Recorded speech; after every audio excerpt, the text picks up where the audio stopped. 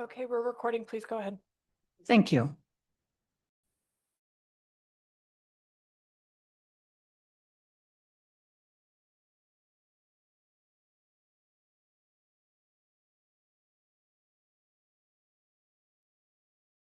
Lynn, I can't hear you.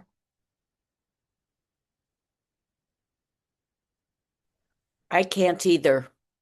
Can you hear now? Can you hear now? Yes. Yes. So you can hear me. Okay, all right. We couldn't before. Yes. Hala, can you hear us? Yes.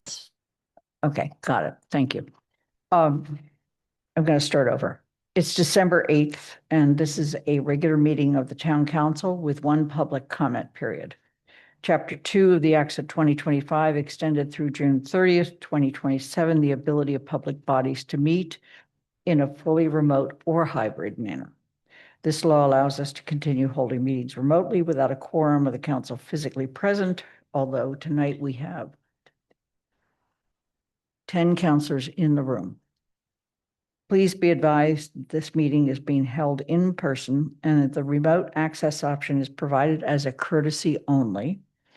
In the event of technology issues with the remote connection, the meeting will continue in person as scheduled as long as there is a quorum of the council in the room or available by technological means. Given that we have a quorum of the council present, I'm calling the December 8th regular meeting of the Town Council to order at 6:35. I'll call upon each counselor to make sure they can hear and be heard, and we will proceed. Pat DeAngelis. Present. Anna Devlin Gothier. Present. Counselor Ette. Present. Lynn Griesmer's present. Counselor Haneke. Present. Bob Hegner. Present. Counselor Lord. Present. Pam Rooney. Here. Counselor Ryan. Present. Kathy Shane. Here. Andy Steinberg. Present. Jennifer Taub. Here. Counselor Walker. Here. There's no chat room for this, and so please use the raised hand function and let us know if you have any technology difficulties. In order to accommodate the posted time of the hearing of 7 o'clock, we will be taking some items out of order. First of all, let's just begin with announcements. We have a town council meeting next Monday, the 15th at 6:30. And I also just want to mention that the school is seeking input on the names for the new elementary school and the 6th grade academy. And they are due by Thursday, December 1st. There is a link and I'm sorry, December 11th. I did have it right. And there's a link where you can enter your thoughts and make comments. You can see that link on the screen.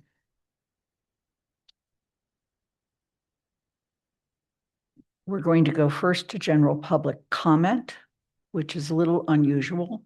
If you are in the room and you want to make general public comment, please let Athena know. She's over here. And if you're on Zoom and you want to make general public comment, please raise your hand now. Lynn, can I ask a clarifying question about the, Yes.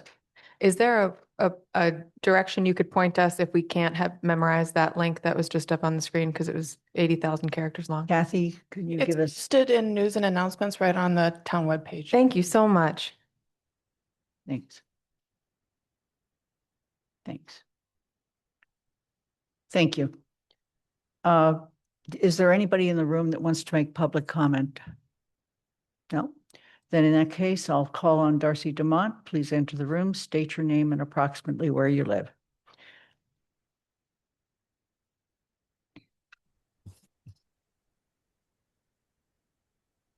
Hi, can you hear me? We can. Good evening. My name is Darcy Dumont and I live in District 3. First, I would say that once again, we have a lame duck council packing meetings into December and making decisions that should be made by the newly elected council. The new council should be making any forward-looking decisions, for example, on the housing production plan, the 2026 town manager goals, and the FY '27 budget guidance. Mainly today, I'm commenting in support of either passing or tabling the two zoning bylaw proposals, Articles 18 and 19, brought by residents and in support of the request to amend the housing production plan by including language that would encourage housing more students on the UMass campus, or to prioritize funding and staffing to develop or preserve existing housing for year-round residents, such as senior workforce and low and moderate income residents. Those are both needed to reduce or eliminate the flow of year-round residents from Amherst, having been priced out by student housing. When I spoke to the planning board in November on behalf of the resident petitioners for zoning articles 18 and 19, I was representing the desires of a large swath of the town. In fact, one of the reasons for bringing the petitions was that there was so much support for the 2021 attempt to pass a moratorium on downtown building. And that was before people understood that the buildings were intended to house students only. There were more than 1,000 resident signatures on the petition in that case, and only 30 on the petition countering the moratorium. When I campaigned for town council in 2018, the one topic most everyone agreed on is that they did not want those ugly buildings downtown. And again, that was before they understood they were intended for student dorms. I believe the majority of year-round residents agree on these things that were addressed in the resident petitions. One, they want to protect the downtown from more undergraduate student dorms. Two, they want to protect their family neighborhoods from displacement of family housing by student housing. And three, they want more housing for students on campus, which would obviously help solve both of these problems. Let's not use our precious staff to plan housing for students when building needed housing for year-round residents should be the priority, and when it should also bring the town, when it will also bring the town revenue. Thanks very much. Thank you for your comments, Darcy. There are no other public comments at this time, so we are actually going to move to act. There is no consent agenda.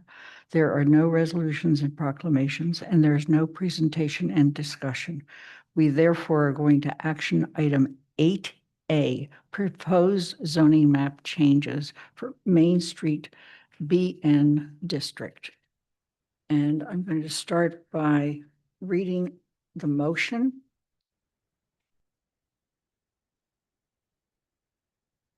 And seek a second.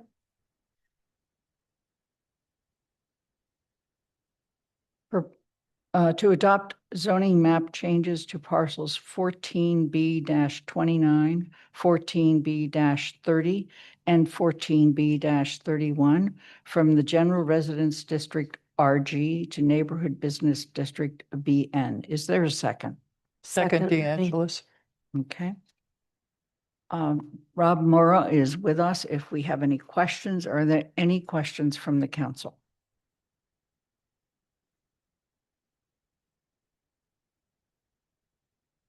Seeing none, we're going to move to a vote. Anna Devlin Gothier, Aye. Councillor Ette, Aye. Lynn Griesmer is an aye. Councillor Haneke, Aye. Bob Hegner, Aye. Councillor Lord, Aye. Pam Rooney, Yes. Councillor Ryan, Aye. Kathy Shane, Yes. Andy Steinberg, Aye. Jennifer Taub, Yes. Councillor Walker, Yes. Pat DeAngelis. Aye. It's unanimous. With all councillors present. Unfortunately, we do not have the staff present for agenda item 8B. Oh, we do. Greg is here. Huh? Greg is here. Oh. Yes, Greg is here, is what you just said. Yes. Thank you. We're going to go to action item 8B. And the motion is to adopt the housing production plan as submitted by Barrett Consulting Group LLC and adopted by the planning board. Is there a second? Second. Okay. Pam Rooney. I would like to present my motion, which Thank- is an amendment to this motion. Okay. Athena, you have a copy of the motion? It's been emailed at least 3 times. Yes, we have it.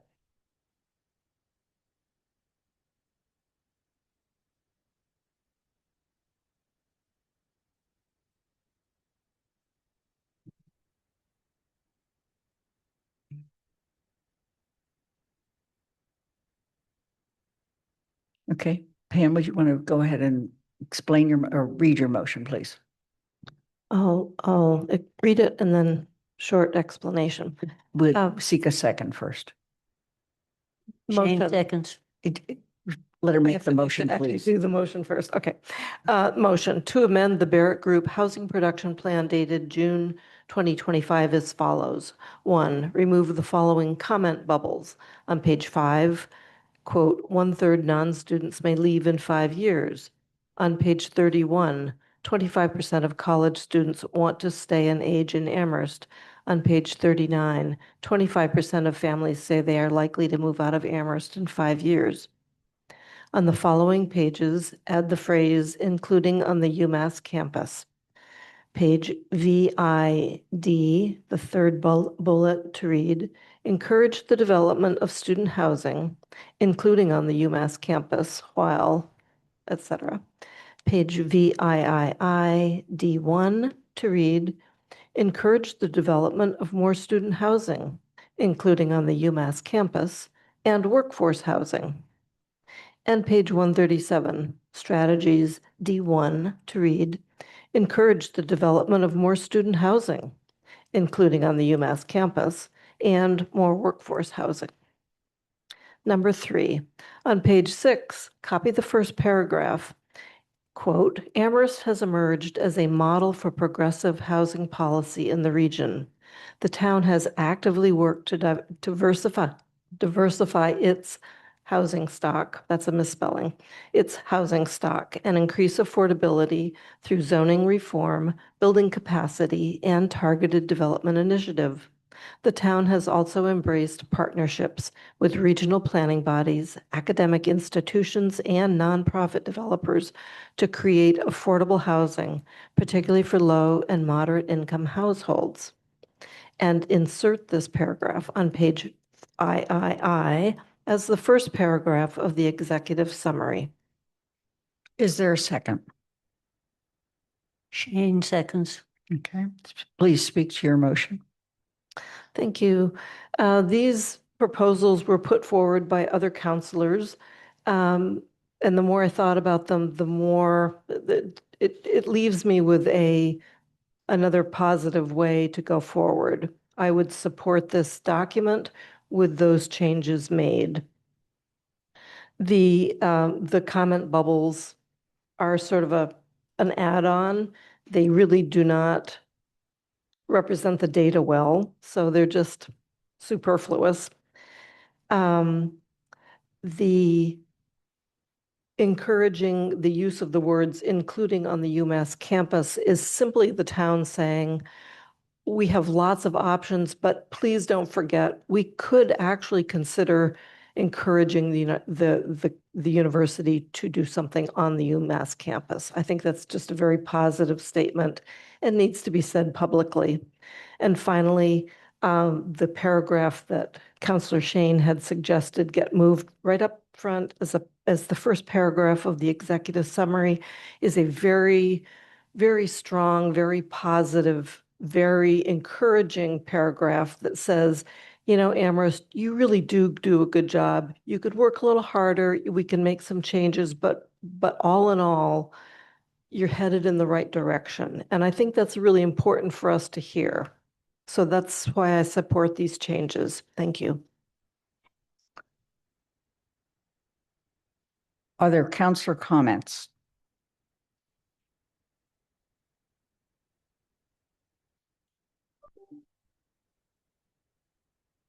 Counselor Ryan. So first is the question, if this were to pass, and I hope it doesn't, would it then go back to the planning board for their approval? I'm going to call on the town manager.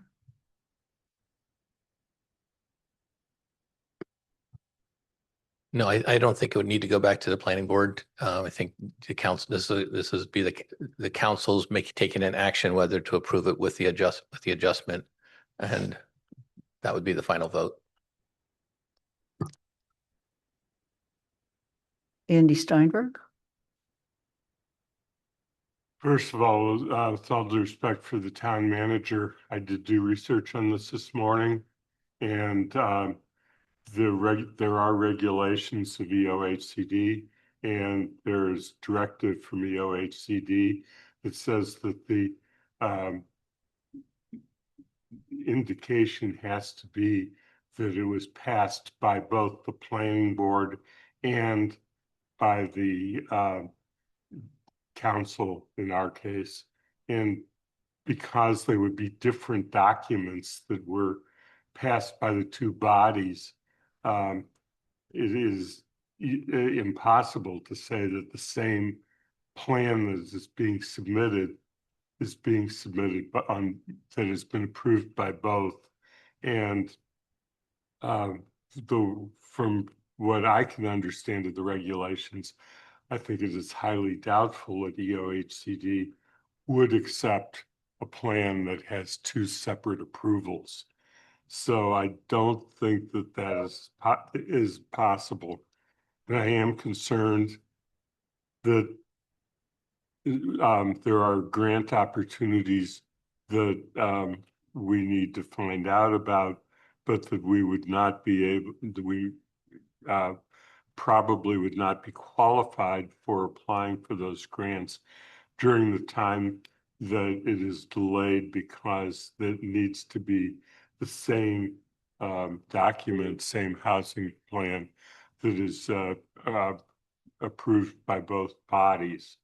And I also don't think that any of the changes are significant enough to warrant that kind of a change.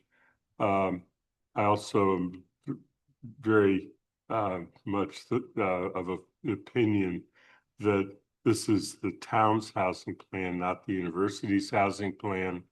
And I don't see that there's anything to be gained by putting that language in.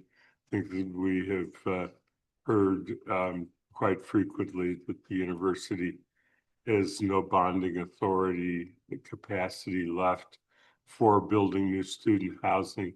It's not something that we can assume is likely to happen. And to delay this process in order to get that statement included in the plan, I don't think serves the purpose. So I'm going to oppose the amendment. Kathy Shane?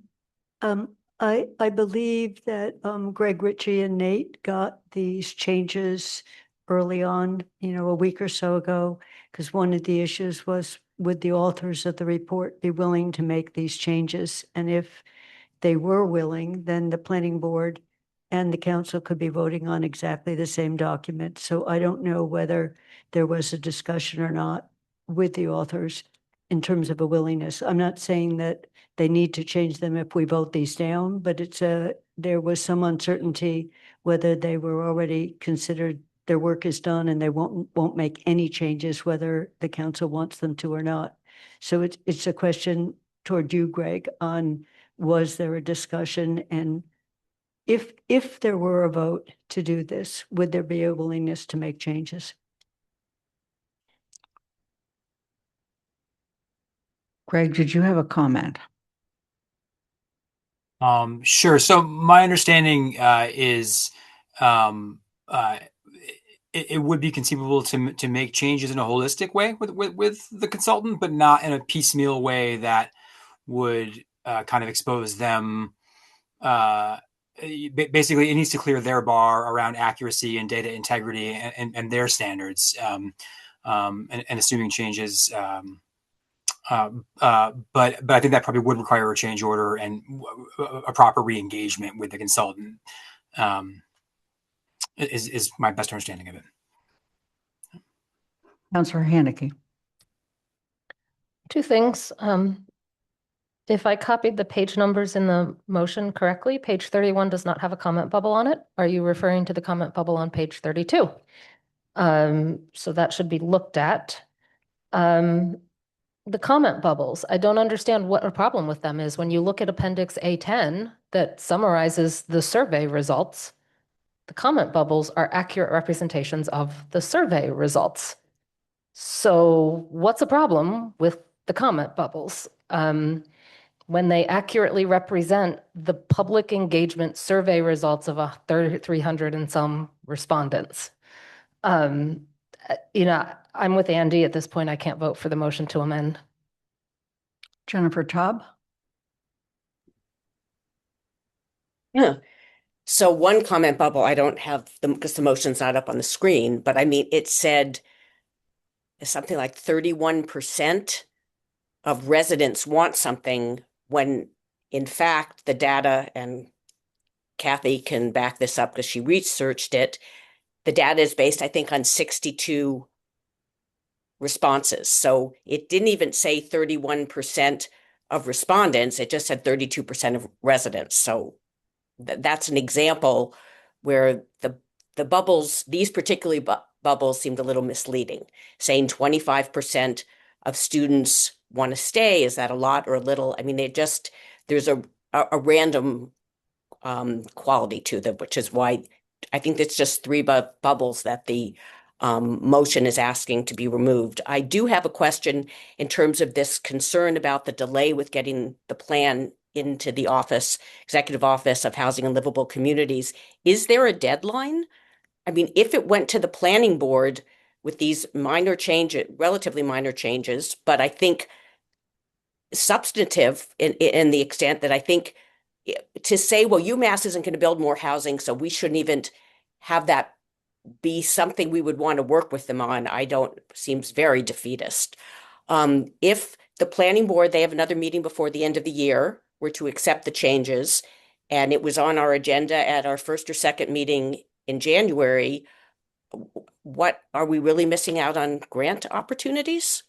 That's my question. I don't think there was a deadline of the end of the calendar year to submit this.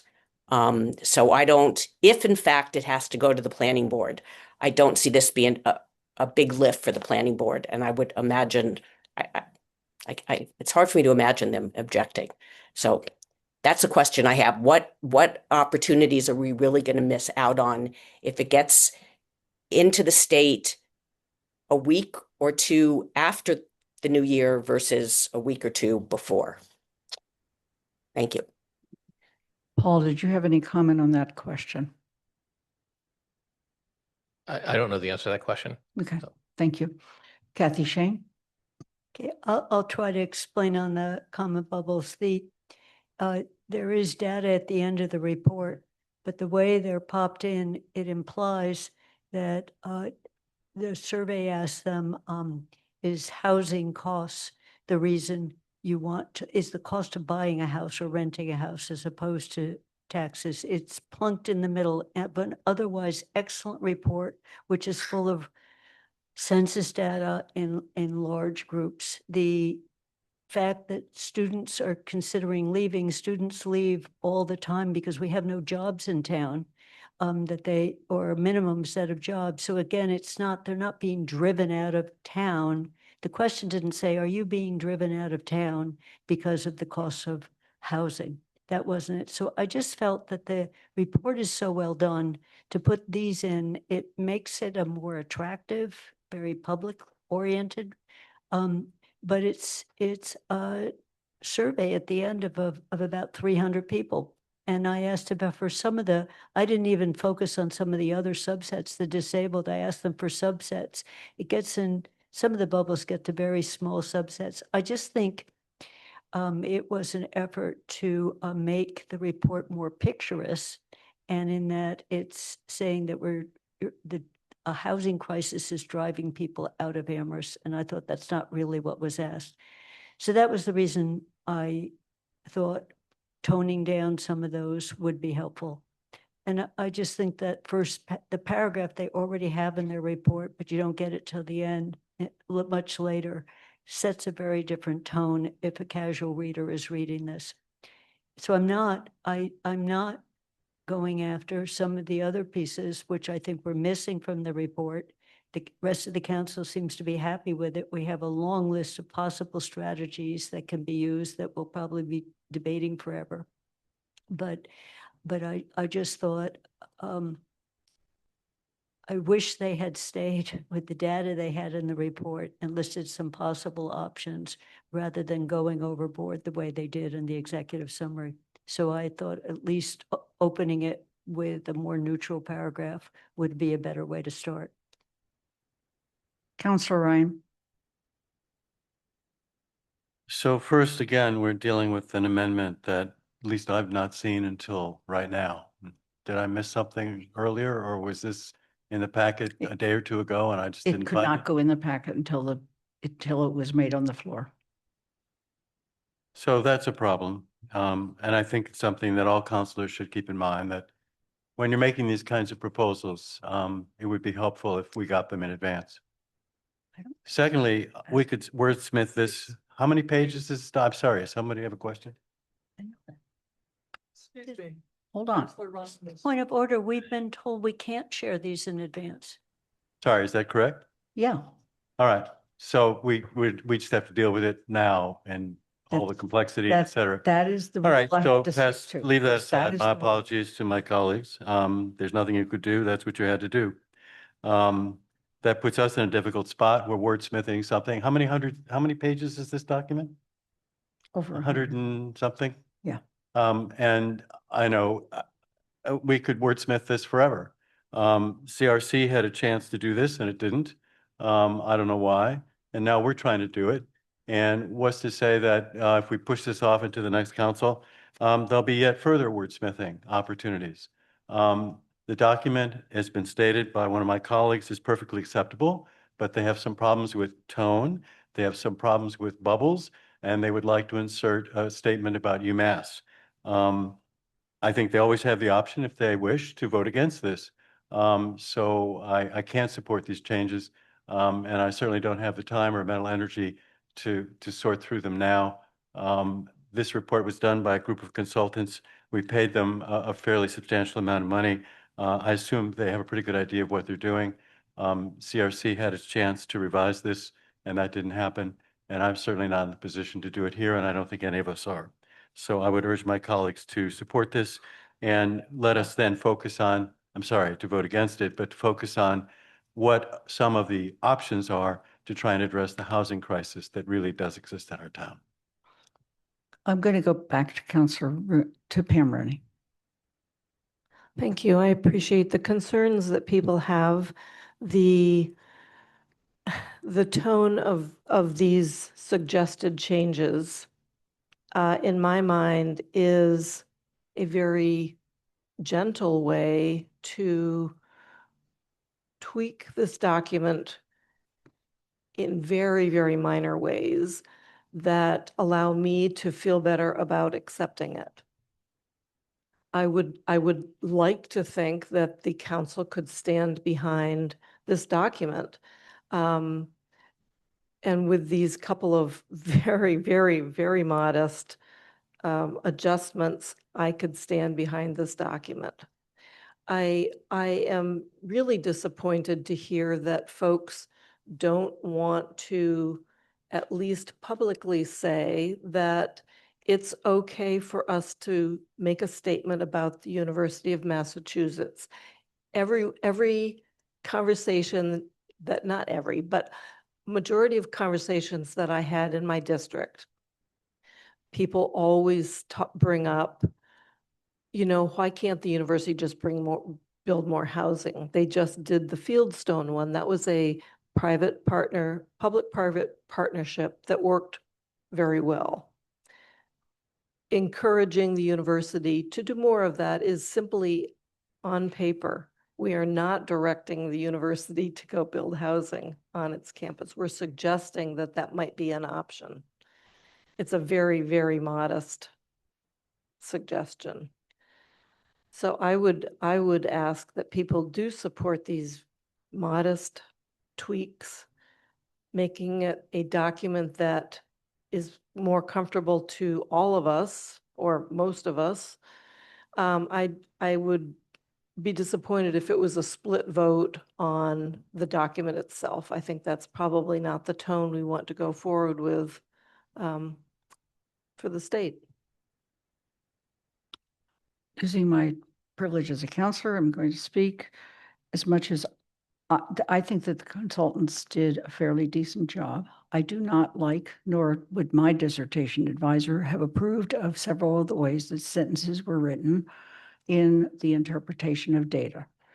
And in addition to that, having written more executive summaries than I ever want to talk about, this is not one of the best ones I've ever seen. However, it is the report before us. And in order for any changes to be made, all bodies involved in approving it have to be given the opportunity to make changes. I find that that is a little bit burdensome and should have been done during the process of the development of the report, not when it comes to the council for the final approval. This is my personal opinion, having spent many years in a consulting capacity. Jennifer? Yes, thank you. So I also think that these are very gentle changes. I think they're not, I think they're changes that we can absorb and process in a council meeting, that it's not something we need weeks to really go and ruminate about. And as we're not allowed to share the motion before, you can't see it until the council meeting. And again, I don't think these are, I mean, it's basically trying to make the same wording changes in 3 places, moving 1 paragraph and taking out some thought bubbles, which is, not even part of the body of the report. But I don't see how that is really onerous to process and vote on in a meeting. And I agree with Councilor Rooney that for us, again, just to say, well, the university doesn't want to build more housing, so we won't even,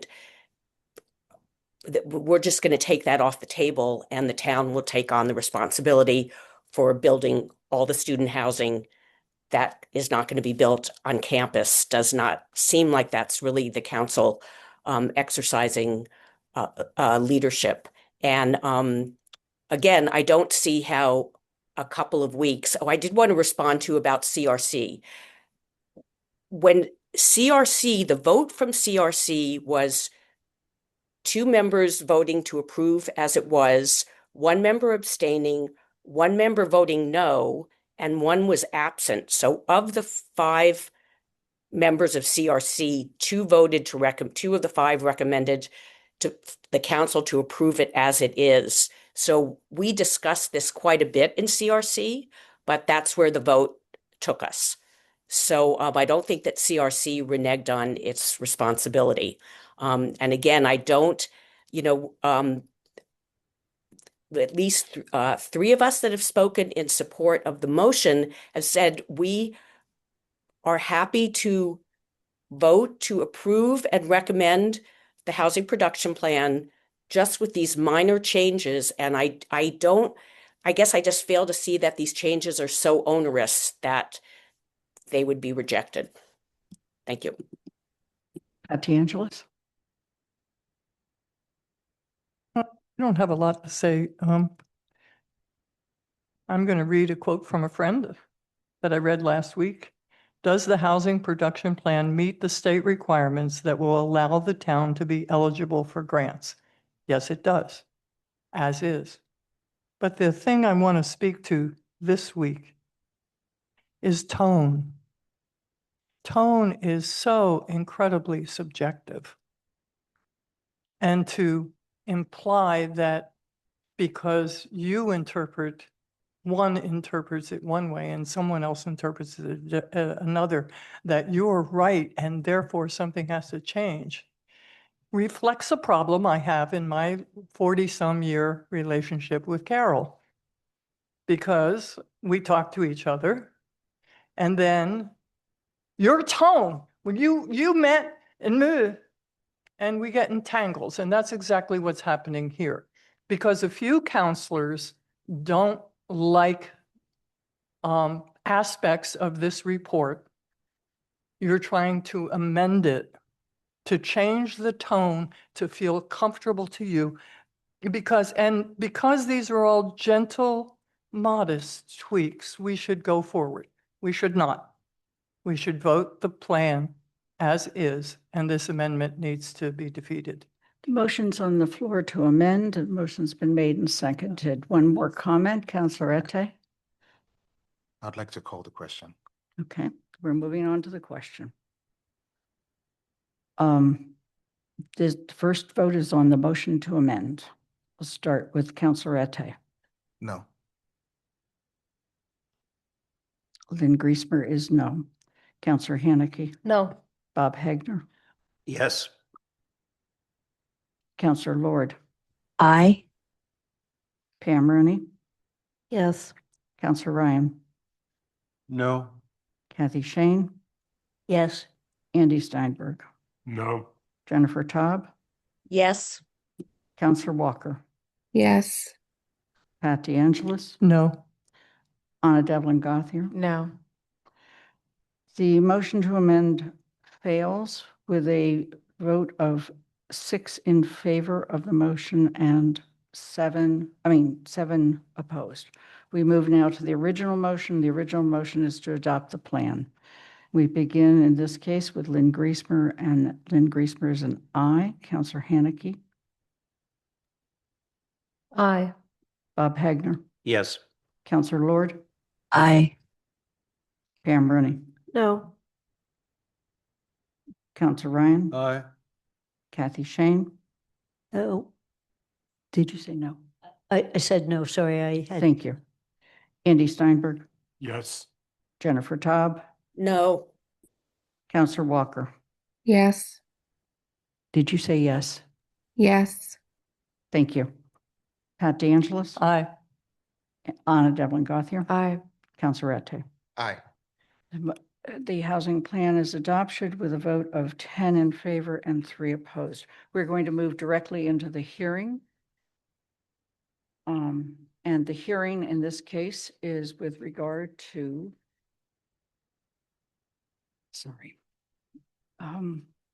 the property at 457 Main Street and the declaring it a surplus property.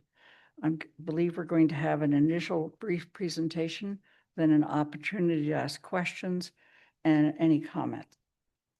There would be a special comment period for this if anybody would like to make a comment in the audience. Paul, I'm going to turn to you. Actually, I think Greg is going to make the presentation. Okay, Greg. please proceed. Sure. Thanks, Paul and Councilmember Griesmeyer.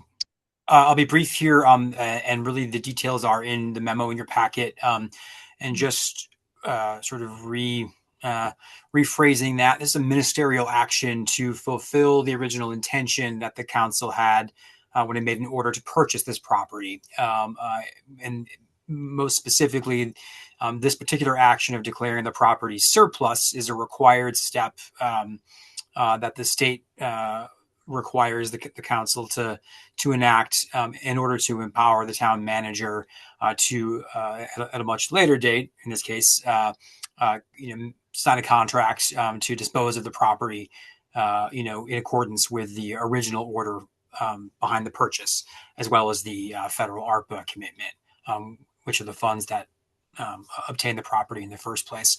So basically, it's a ministerial action. It doesn't mean we're selling it or leasing it anytime soon.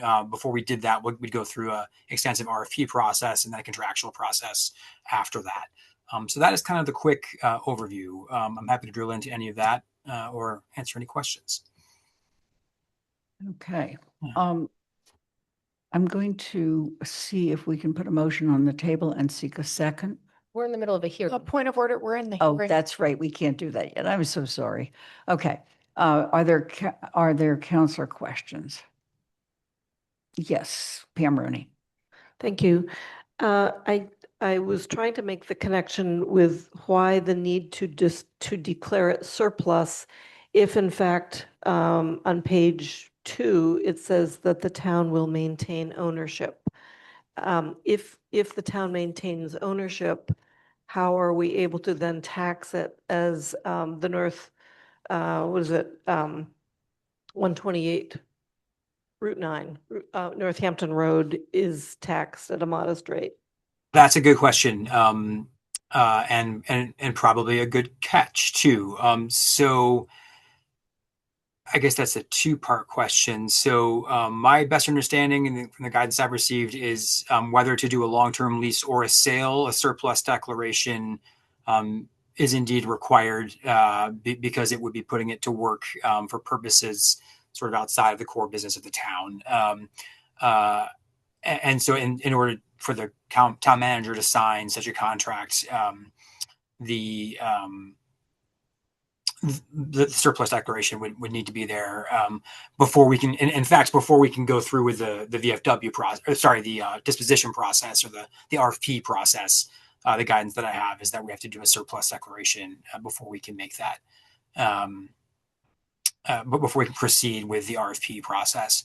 And the tax question is a good one. And in fact, this has gone through a few different variants, and the current draft of the RFP suggests a long-term lease.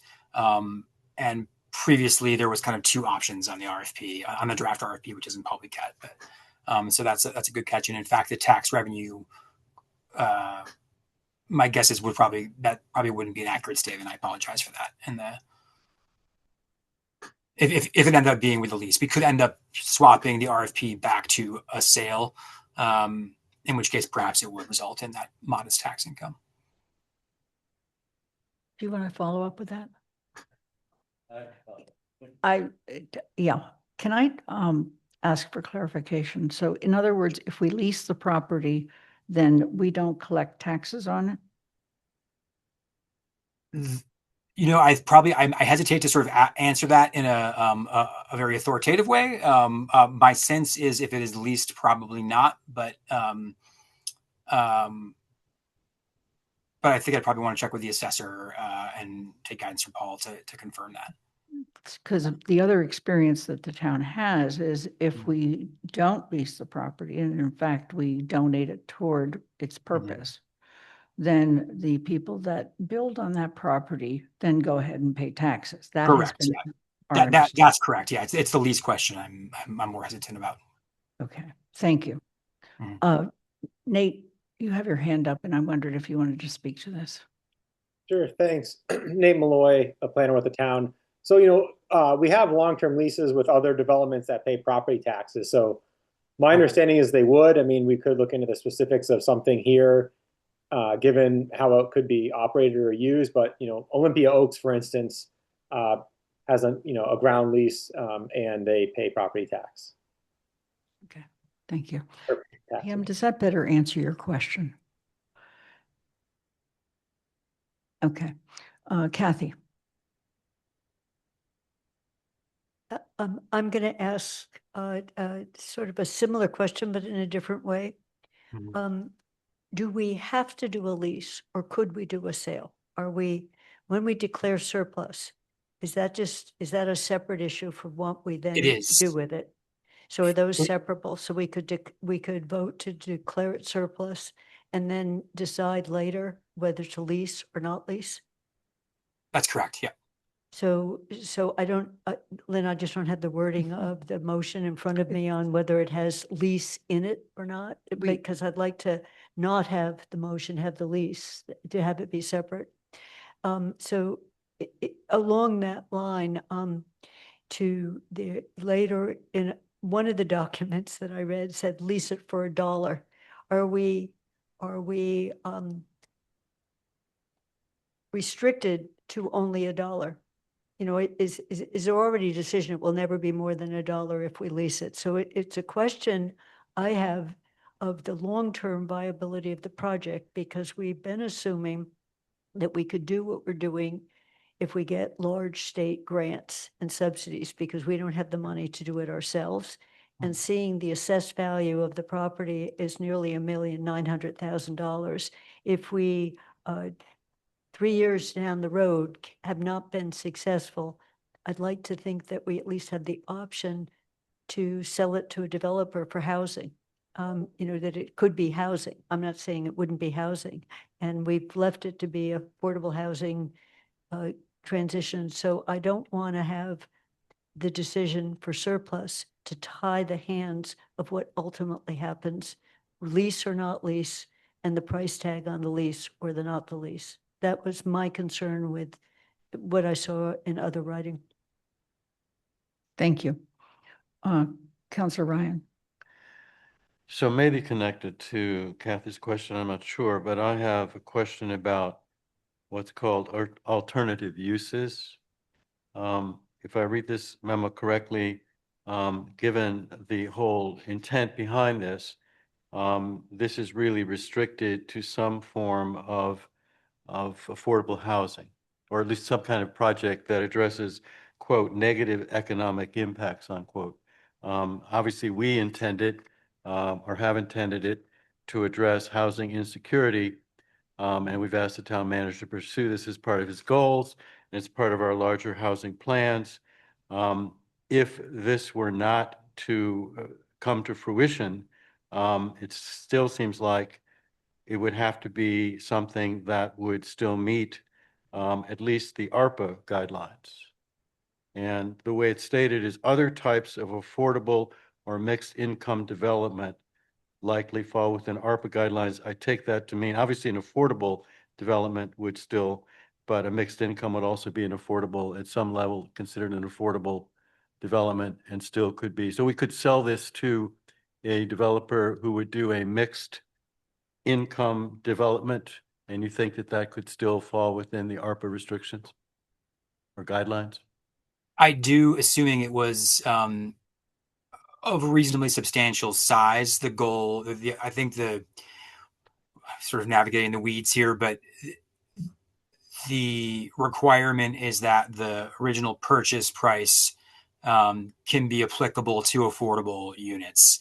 And so you would, and then probably, probably some further calculations on top of that. So as long as you have $787,000 worth of affordable units in a hypothetical mixed income, it would be okay. Councillor Haneke.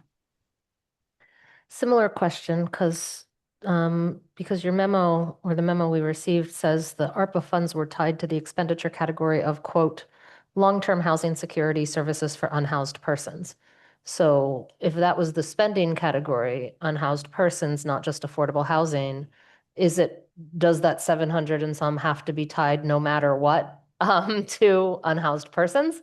Or No, is it just because our council order in 2020, in FY23 said for sheltering, affordable housing, supportive transitional housing, and or supportive services, that it can be tied to something a little broader?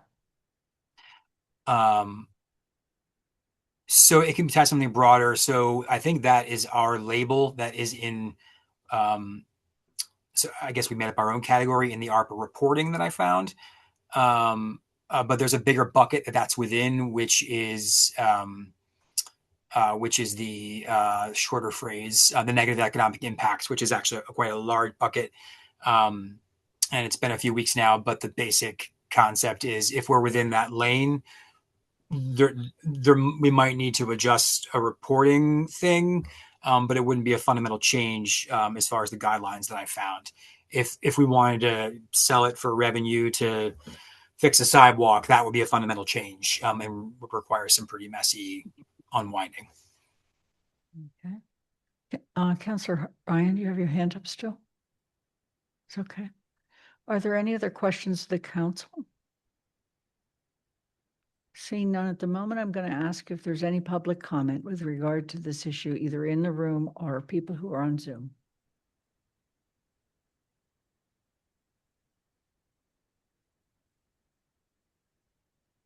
Seeing none, I'm going to come back to the council and ask if there are any further questions that you would like to ask during the hearing. It will come up for a vote. At that point, we'll look at the motion.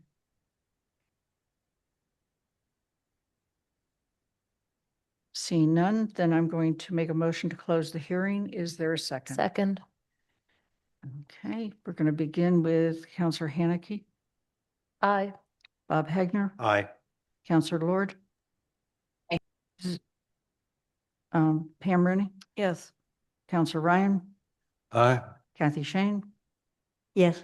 Andy Steinberg, Yes. Jennifer Taub, Yes. Counselor Walker, Yes. Pat DeAngelis, Aye. Anna Devon Gothier, Aye. Counselor Ette, Aye. and Lynn Griesmer is an aye. It's unanimous to close the hearing. Coincidentally, we now actually move to action item 8C. And I would like to have the clerk of the council please put the motion on the screen, since I think there may be some edits to it before we make it.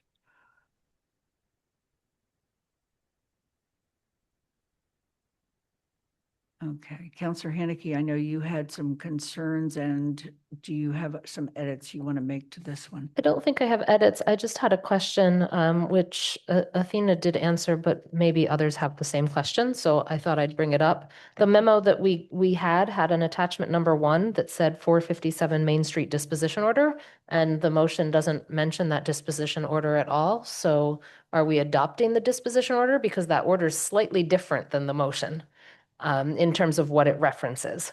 In my mind, it's got more language. So what's with the disposition order versus this motion? Athena? My response when Counselor Handicke emailed about this question was that I believe the motion that's on the motion sheet allows the council president and another council member to sign the disposition order. Okay, thank you. And does that satisfy your question, Counselor Haneke? So I guess the next question is the disposition order says it's a 2/3 vote. So does this vote then on this motion 2/3? Yes. Okay, so the motion then is that the town-owned property located at 457 Main Street acquired by the town pursuant to the deed recorded with the Hampshire Register of Deeds in Book 14792, page 159 for sheltering, affordable housing, support / transition housing and/or support services purposes is surplus to the needs of the town and is available for disposition for sheltering, affordable housing, support transition housing and/or supportive services purposes, and that said property may be conveyed for said purposes on such terms and conditions as the town deems appropriate. Is there a second? Second. Thank you. Any other questions or comments? Counselor Ryan? If I may, just for a moment, to give this some context, this for me is a very, as it says in the memo, an important step in something that has been going on now for a number of years. When we first put the goal of trying to create a permanent shelter to address the issue of housing insecurity in our community, we put it in the town manager's goals. And I'd like to acknowledge the work that he and some of his staff have made over the last few years to try and make this a possibility. I think Councilor Shane's absolutely right that there's still a lot of questions about how this can be funded, but we can't get to answer those questions until we take this important step. I'd like to remind people that in this town, we have for many years now provided some form of shelter for those who are unhoused, but almost every other year, every few years, it's had to move. Currently, it's in the Lutheran Church. Before that, it was in the Baptist Church. For a while, it was at the Unitarian Universalist Society. So the hope is that we can, as a community, can bring this about. It's going to take a number of more years, but I think this is an important step, and I would like to express my thanks personally to our staff and to our manager for pushing this along. And I hope this vote will be unanimous. Thank you. Are there any other questions or comments? Seeing none, Bob Hegner? I'm sorry, We're going to the vote. Yeah. For the- Aye. Counselor Lord? Aye. Pam Rooney? Yes. Counselor Ryan? Aye. Kathy Shane? Yes. Andy Steinberg? Aye. Jennifer Taub? Yes. Counselor Walker? Yes. Pat DeAngelis? Aye. Anna Devlin Gothier? Aye. Counselor Ette? Aye. Lynn Griesmer is an aye. Counselor Haneke? Aye. In fact, it is indeed unanimous. Thank you.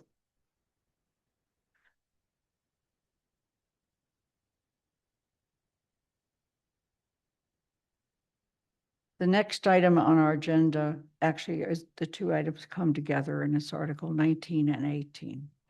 Let me just mention, we will hear from Nate Malloy on behalf of the planning board. Kitty Axelson Berry is here as one of the petitioners, but I just want to mention a motion to not adopt or a motion to reject would be out of order for the council, as we have not held a hearing. Normally, if we had, it would have been referred to CRC and CRC would have held that hearing. The planning board did hold hearings, our hearing. For the council to adopt the amendments, they would need to be referred for hearings, which the council chose not to do when they were presented earlier in the year. On Monday, the council could, today, the council could refer them to CRC. We could take no action, or we could table them indefinitely. Those are really our options. Okay. So with that planning board report, I guess Doug Marshall is with us. And Doug, please unmute and go ahead. Doug is the chair of the planning board.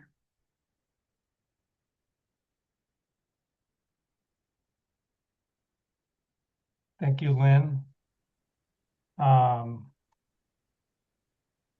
So you want me to talk about both at once? I think that would be fine. Okay. All right. So,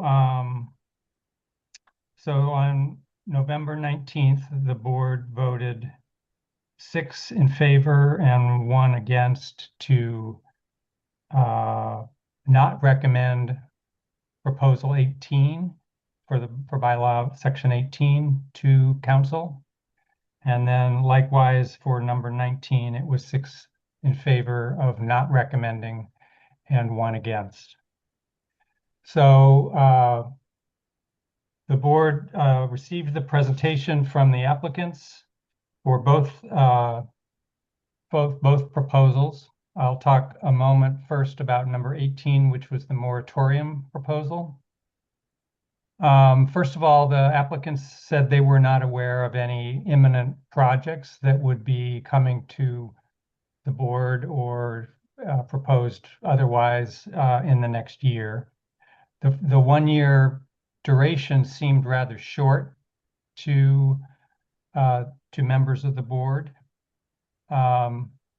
We also felt that with the design standard process that has been underway with the planning department and an outside consultant, that we felt that those standards are very close to being public, although they may not be adopted for quite some time, and that we could probably use some parts of that in our deliberations over the next year, even if they haven't been adopted. We could refer to them and consider some of the recommendations.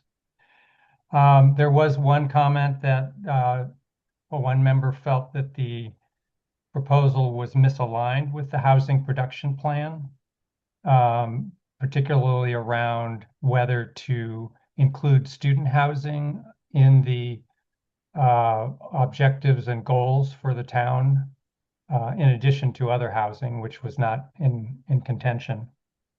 So in the end, we didn't really feel that a moratorium was necessary to advance the petitioner's goals, because we have design standards coming, we have our meetings, we have our subcommittees meetings, and we felt that it was unnecessary for us to recommend a moratorium. Regarding number 19, that proposal had specific proposals for discouraging the purchase of houses and for renting to local students. We all felt that the proposal was not really ready for incorporation as a bylaw. The language was not yet definitive enough. There were 3 the first part has to do with the definition of a student home, which we had deliberated on before and had actually recommended to the board back in the summer. And then there were three proposals, three methods which were proposed to discourage the conversion of houses to student homes. One which was a minimum distance requirement. One was what they called consideration of rent stabilization. And the third was the limitations of student housing to main arterial streets only. So for the first one, we questioned. We had heard that there was some question as to whether that was legal, whether that ran afoul of Chapter 40A, Section 4, which requires that the requirements in a zoning district be uniform. And a minimum distance requirement would allow some people to rent to students and would prohibit others within, next door, not prohibit them from renting to students. So we questioned that. The rent stabilization aspect, right now it's illegal in the state of Massachusetts to have rent control. And so we didn't think that that was likely to go anywhere. And I know there's a voter referendum coming up about that, but right now it's not an option.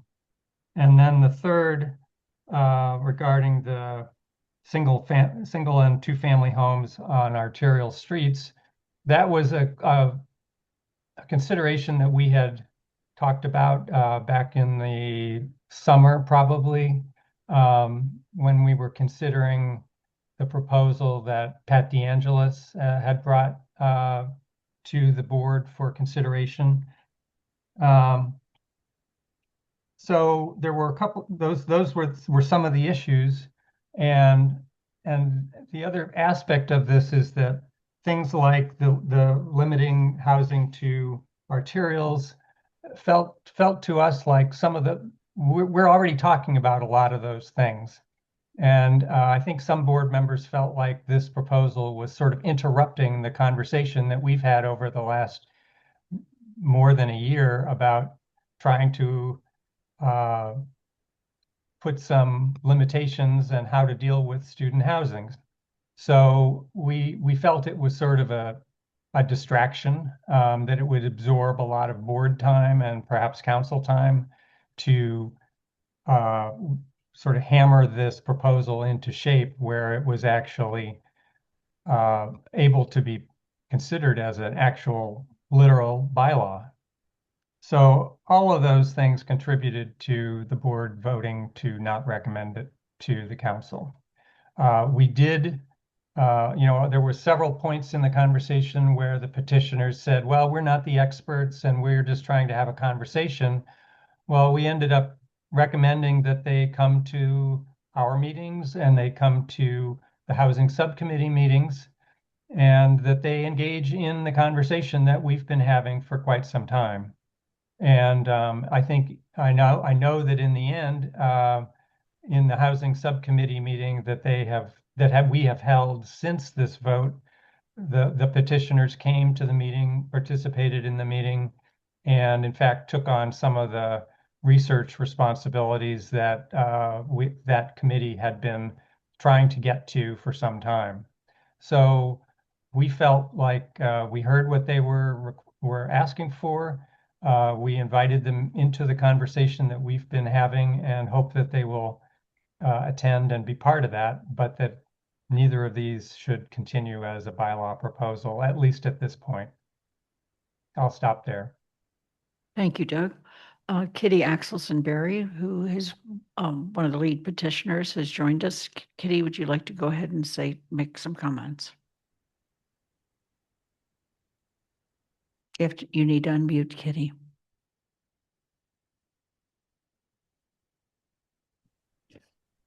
Okay, thank you.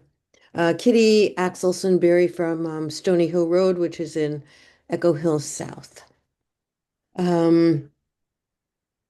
So as Doug pointed out, yeah, I have mentioned before, and it's true, I'm not a professional planner. Neither is Darcy Dumont. I'm a resident, and after repeatedly hearing concerns about the imbalance between people who see themselves as really living in Amherst and people who see themselves as going to school in Amherst and living here while they're in school, I joined with Darcy and we convened a group of residents to jumpstart doing something about this issue, beginning with acknowledging it. And I do hear from Doug that it has not only been acknowledged, but people are working on it. We just want to have more work on it. So thus the zoning amendments before the town council tonight. The first proposed amendment focuses on downtown, which not so long ago was a year-round center for all ages and incomes.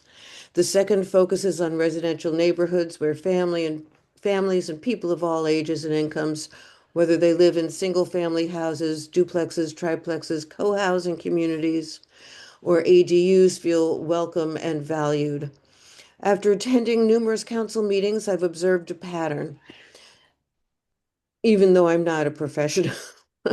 Zoning proposals, especially those with a lot of details, are sent for processing to the planning board, to the town council committees, to the planning department staff. They're explored by town manager committees. Outside experts are brought in. Members of the public, many of whom are also experts on the matter at hand, comment copiously sometimes. Details are rethought. New drafts are drawn up and replace each other. Many new drafts, many new versions, many new details. Ultimately, they fail quite often. Recent examples are the proposal to provide more off-campus student houses in neighborhoods and the proposal to darken municipal streets and sidewalks. These proposals are different. Rather than laying out details and being, what do they call it? Shovel ready. They get the town to explore options about an issue that residents really care about. It's true that these proposals are not fully fleshed out. Our intention is to let the professional planners and the council do their work on it. What's important at this moment are not those details. It's the question, is this issue important to us? Is it important to you? Do you want it to be addressed? Do you want it to be addressed soon, or do you want to stall it? Leaving it up to the real estate industry and property owners in the downtown bid is not the answer. And I've been told several times by Chris Brestrup, the former head of the planning department, that the planning department does what it's tasked to do. That's a bit of a tongue twister. Tasked to do. And they're overworked and they don't do more than what they're told to do. So it has not been tasked to address the problem of inadequate housing for year-round residents.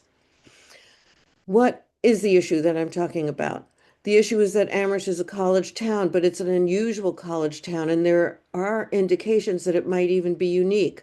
We have the distinction of being a very small host community to a very large university. We're not a small town with a small college, nor a big city that can ably absorb a big university. And we have a disturbing imbalance between our quote, permanent population and our quote, student population. And there are no perfect simple words for any of these things. Year-round population, maybe use the word diverse population, resident population, host population. And there are no perfect simple words for students, maybe seasonal residents, short-term residents, partial year residents, or guests. It's like student home. Everyone knows what a student home is, but no simple definition covers it all.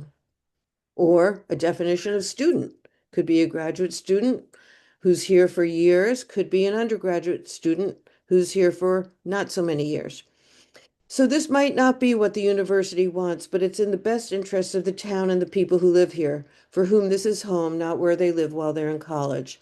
With a median age of 21.3 years old, it's no wonder that the town's focus is on 18 to 24-year-olds. With a population, according to the Housing Production Plan data, a population that's down to only 13,000 year-round residents, it's no wonder that town manager Paul Bockelman has so much trouble getting together a sufficient pool of candidates, even for the town's many committees, boards, and commissions. And instead of deferred maintenance paying for its roads, DPW, fire department, libraries, and schools, as well as initiatives like CRESS and a resident oversight board. These services are mostly important for, quote, permanent residents.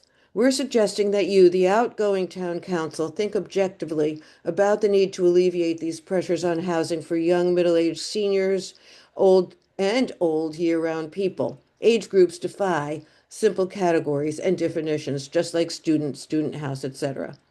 We're suggesting that you think objectively about housing construction for all, not prioritizing students. We're asking you to think objectively about the need to acknowledge and support housing for all.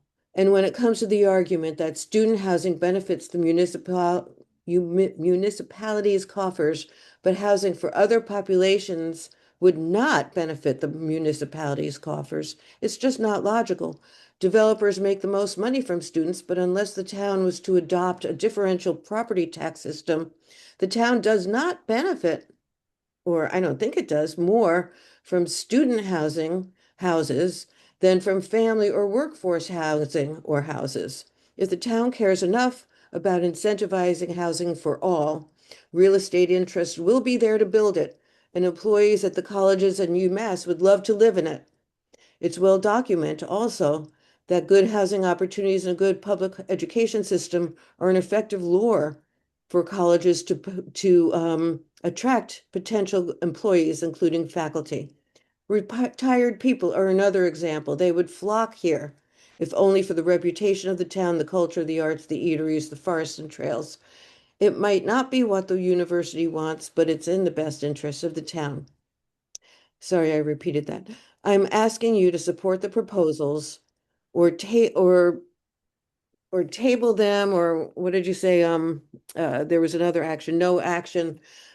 I don't know, to put a focus on alleviating these housing pressures on diverse residents and improving the imbalance between students and non-students here.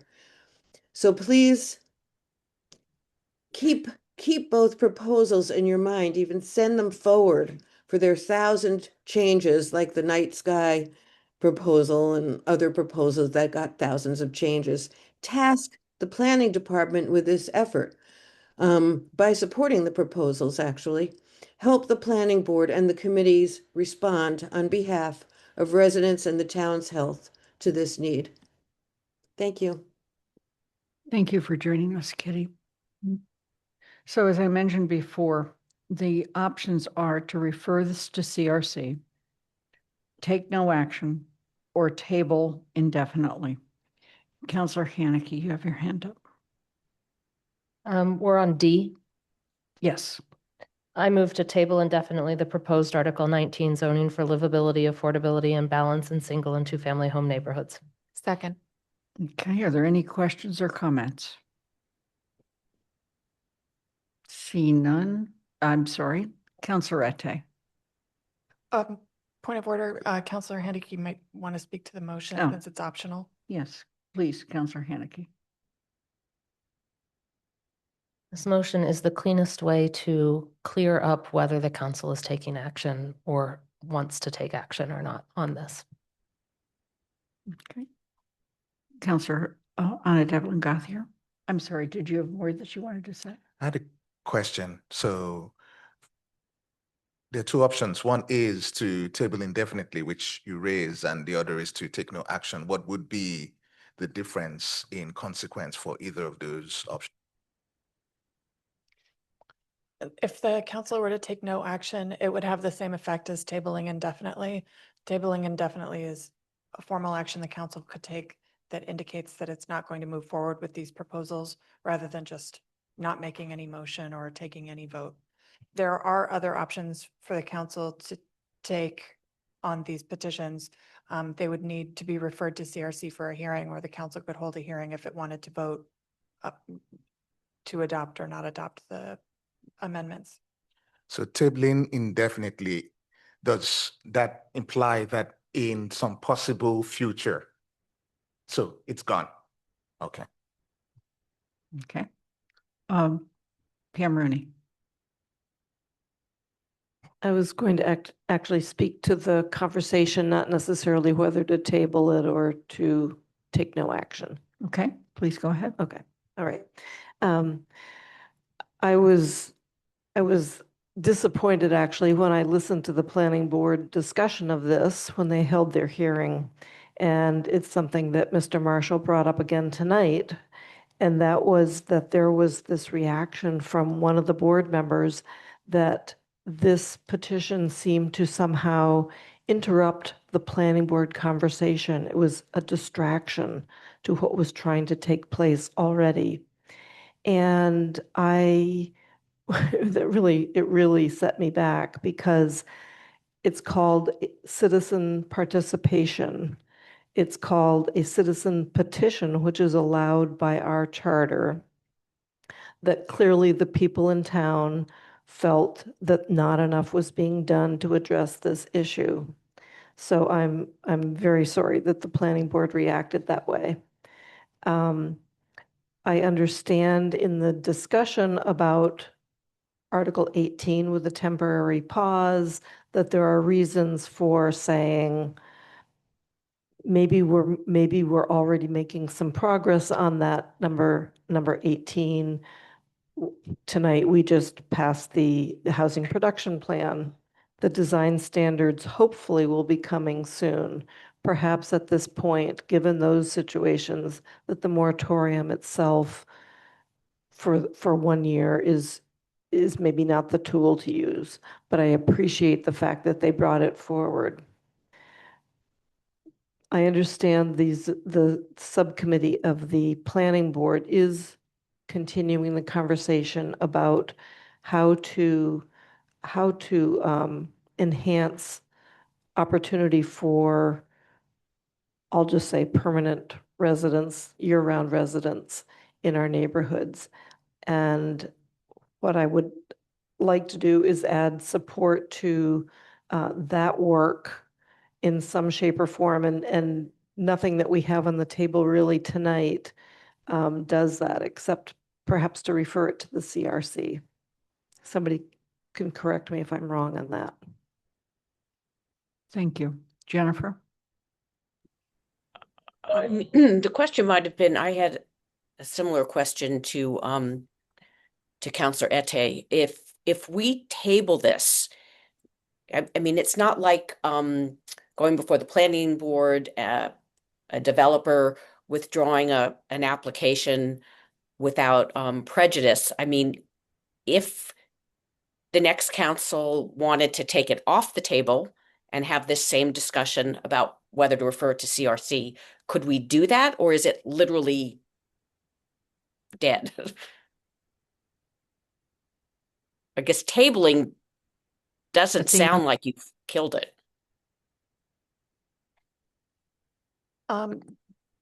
It depends. If the council were to want to reconsider these amendments, the planning board would have to hold hearings again. The council would need to refer them again. They would need to be reintroduced. What this action does is indicate that the council does not wish to pursue these amendments. Now, could we vote to refer one to CRC or not table one and table the other? You could vote, yeah. If the council wanted to, it could vote to table one and refer the other to CRC for hearings and recommendation. Because I would have to. And if that's what you want, the motion that's on the table is to table it. So you would vote against that motion because you want to make a different motion. Okay. Because I agree, I understand with the Amendment 18, because I too am uncomfortable pausing, any movement downtown for a year.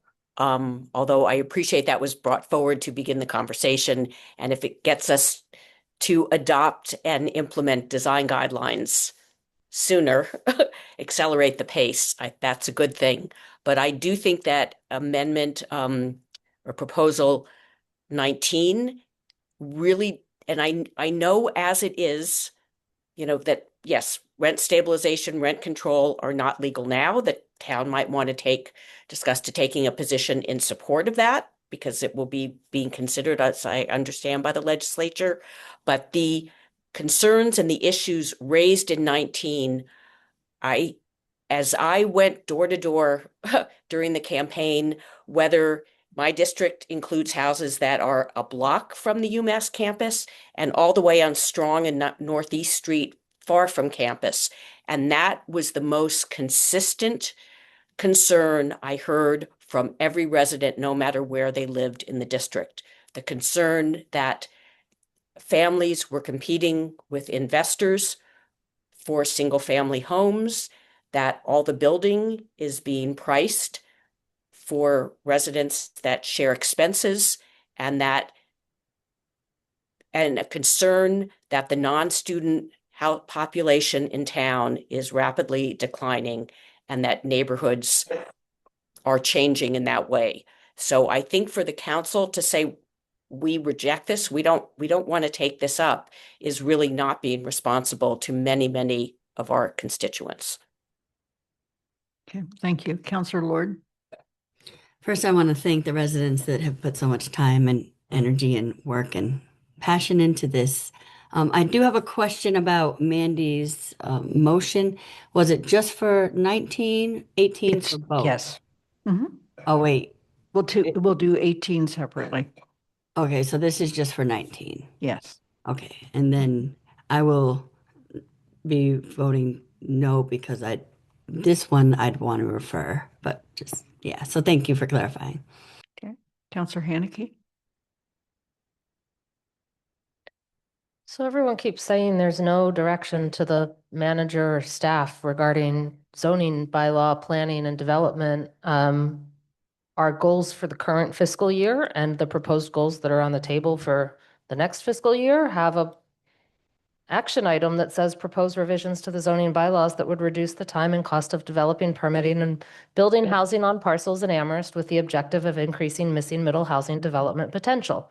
Many of us have seen that as addressing the very issues that have been talked about in the citizen petition about housing. We keep asking the manager to develop some zoning bylaws.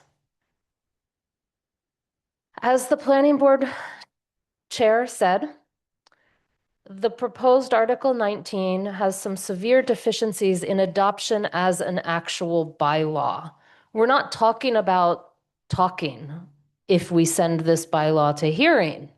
We're talking about adopting it as written, which says something about rent control, which is currently illegal. It says something about minimum distance, which is highly, possibly illegal. And that's how it's worded right now. It's not, and it's vague and unclear because it's so general. As the petitioner actually said, we tried not to get specific, but laws need to be specific. So referring this for a hearing is not going to solve the issue. This proposal should be tabled indefinitely, and if people want CRC to discuss the issue of addressing housing in neighborhoods to get that cheaper and more livable for non-student residents, then we should have a different proposal that says, hey, go talk about it, CRC. But this bylaw request is not the means of doing that. We should talk about doing it and saying and suggesting in some of the strategies of the housing production plan that was just adopted, propose, say, something to the council that says, send to the council, refer to CRC to develop a bylaw that complies with strategy X, Y, or Z in the housing production plan. Sending this to CRC doesn't give CRC any direction at all. I'm in favor of tabling indefinitely and bringing up at the next term housing plans and proposals that give CRC actual direction. Councillor Attai.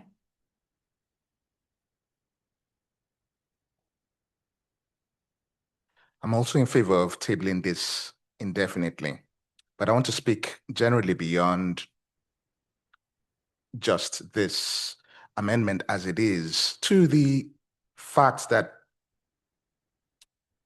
we have as citizens an opportunity to petition to have some kind of action taken for the town. But we should not mistake the fact that the result of the petition means that the petitioners speak for the town. If that is the case, then I think the best thing that we could do is, since the petitioners are not experts, find a way to bring in the experts, which in this case would be the planning board, or the legislative experts, which in this case would be the council, and not find some workaround to have some proposal that isn't baked enough and wouldn't pass muster. I think this is a shortcut we shouldn't follow, and I would encourage everyone not to vote for this particular amendment. Andy Sternberg. Yes, I think the proposal, and I appreciate the spirit with which it was brought forward to call the council's attention to this, but as Councilor Haneke has pointed out, it needs to be really worked on through the planning department and the planning board to develop an appropriate bylaw that would be able to achieve the results that are being thought about, and to continue to work with what has been put forward through the petition process is not going to actually get to the intent of the petition process as it was put forward. Which brings me to one other comment that I have to make, I guess, since this is my second to the last meeting, and that is that I spoke earlier about the whole question of housing on campus and the unlikelihood that the university has the financial capacity to build new housing. But I do think that it is an important issue, and I don't want to create the impression that it's not. And so sort of in a way, speaking to the next council, I think that it is worth thinking about some sort of resolution or petition that will sort of communicate a message that we would like to engage more thoroughly in this discussion between the town and the university about the housing problems that are created when you have a university of this size and a community of this size. That is an important issue and one that needs to be pursued, but we need to find a positive way to move forward with that conversation. And part of it needs to be with continuation of the strategic planning process between the university and the town. And part of it just is what we say. So these are issues that are important, but I'd have to separate that out from the particular wording of the petition article as opposed to the intent of the petition article, and say that tabling is the appropriate step for that reason. Councilor Ryan. It seems like everyone would agree that the wording of this is problematic, but I'm trying to understand what the harm is in sending this problematic bylaw to CRC for its own discussion and comment. We're not endorsing it. We're not saying that this is, but what's the harm in sending it to CRC for further discussion in parallel with what we hope will be happening with the planning board? I have to agree with Councilor Taub that the concerns that are in this, behind this, are things that I've heard too. And while I don't perhaps endorse maybe any of the suggestions here, at this point, I really don't know. I have some reservations about a number of them, but I guess if those who support tabling indefinitely could help me understand what the harm would be in referring it to CRC for further discussion and public input. That's where I'm kind of caught.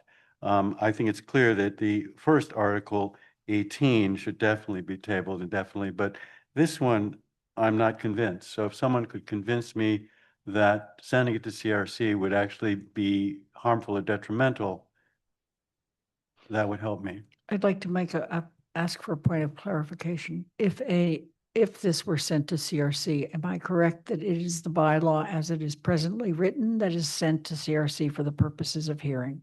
Yes. Thank you.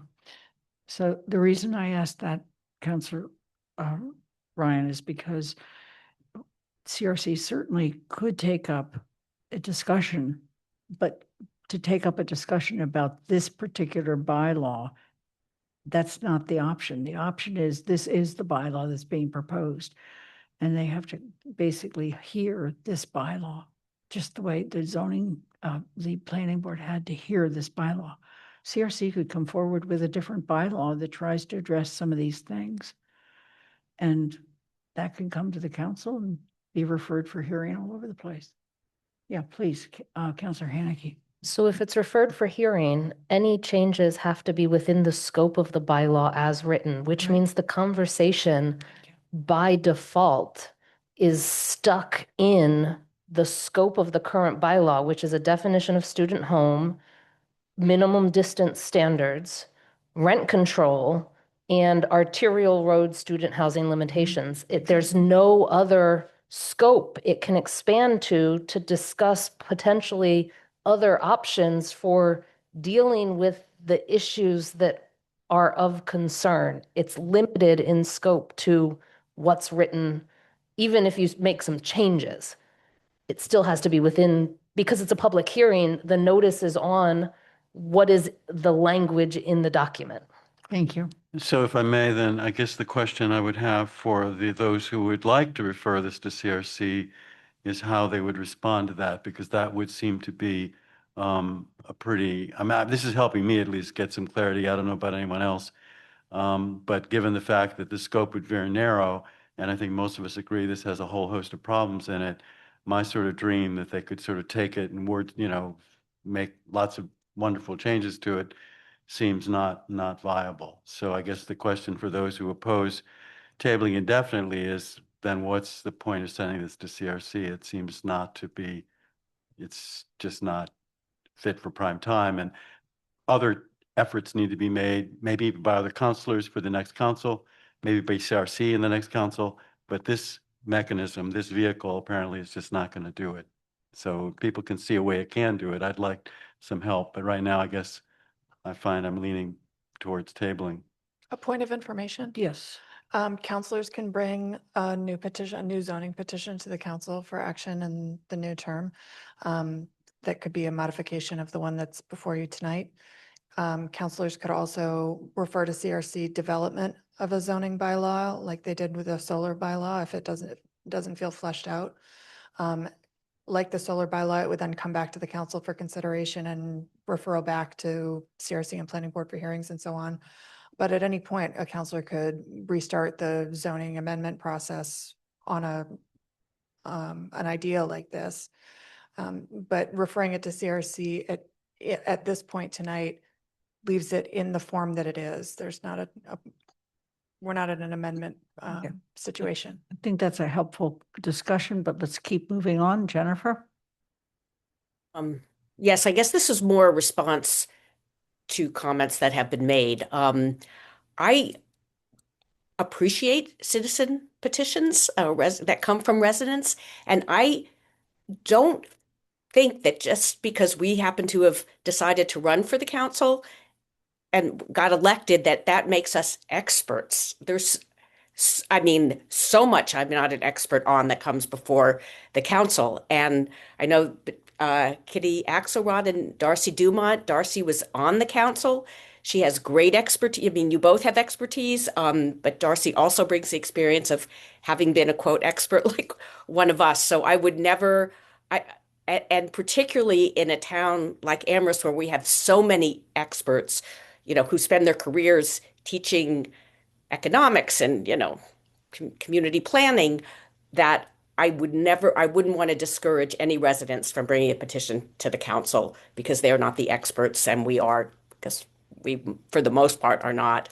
And I also want to, yes, in our town manager goals, it says one of the goals that's being proposed is to expedite the permitting process so that we can build more missing middle housing. And to the extent that if we're talking about missing middle, there's missing middle residents who can't afford top market price, but may not qualify for affordable housing. That's sometimes referred to as the missing middle. But I think the missing middle that Councillor Haneke was referring to is housing units that are between single family and large apartments. So we can change the permitting. We can put what we want in the town manager goals about how to make it perhaps easier to build more of that duplexes, triplexes, fourplexes, townhouse developments, what they call around courtyards.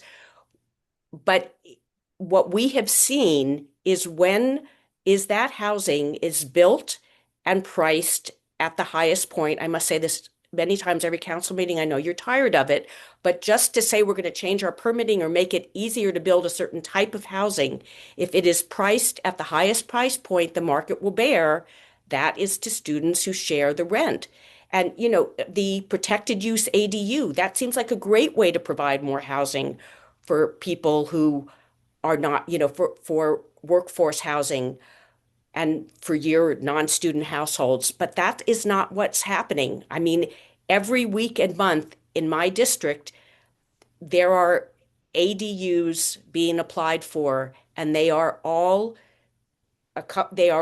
accessory to primary dwellings that are rented to students, and the ADUs will be rented to students and not at a price that a non-student individual or household can afford. So the goals that we give the town manager may give us more multifamily housing, but it's not going to be priced for the constituency that we really need to provide housing for. I want to remind the councilor that the motion that's on the floor is regard to Article 19, and the motion is to table that article. Anna?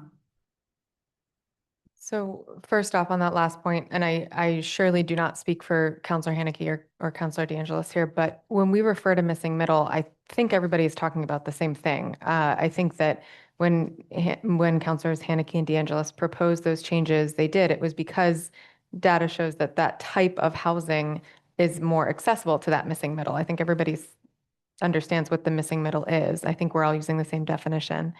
I also want to recognize the concerns that drove the petitioners to create these documents, and I do appreciate their efforts to gather the over 10 signatures required by the state and everything. But I do not believe that the methods they are proposing are in support of our housing goals and needs. And frankly, part of me was almost inclined to vote to send this to CRC so that we hold a hearing and could reject it outright. I think that these bylaws are problematic. I think that they're going to do more harm than good in our community. And I think that they have pieces that would open us up for a number of lawsuits. There's so much on our committee's plates starting off the year in the next term. I would rather see members of the next council take and learn from these proposals, the elements that they like, and craft a better bylaw which addresses the needs that are represented here in more effective and net positive ways. Because we have to look at the bylaw as written in the hearing, because we can't edit it and then take it to a hearing, I don't think that this is a good use of the committee's time. These documents are public. These documents have been discussed. And I believe that if counselors would like to take this up as their issue, as something they're interested in, that they could take this and take the ideas that are behind it and improve upon them and bring those forward. Thank you, Councillor Ete.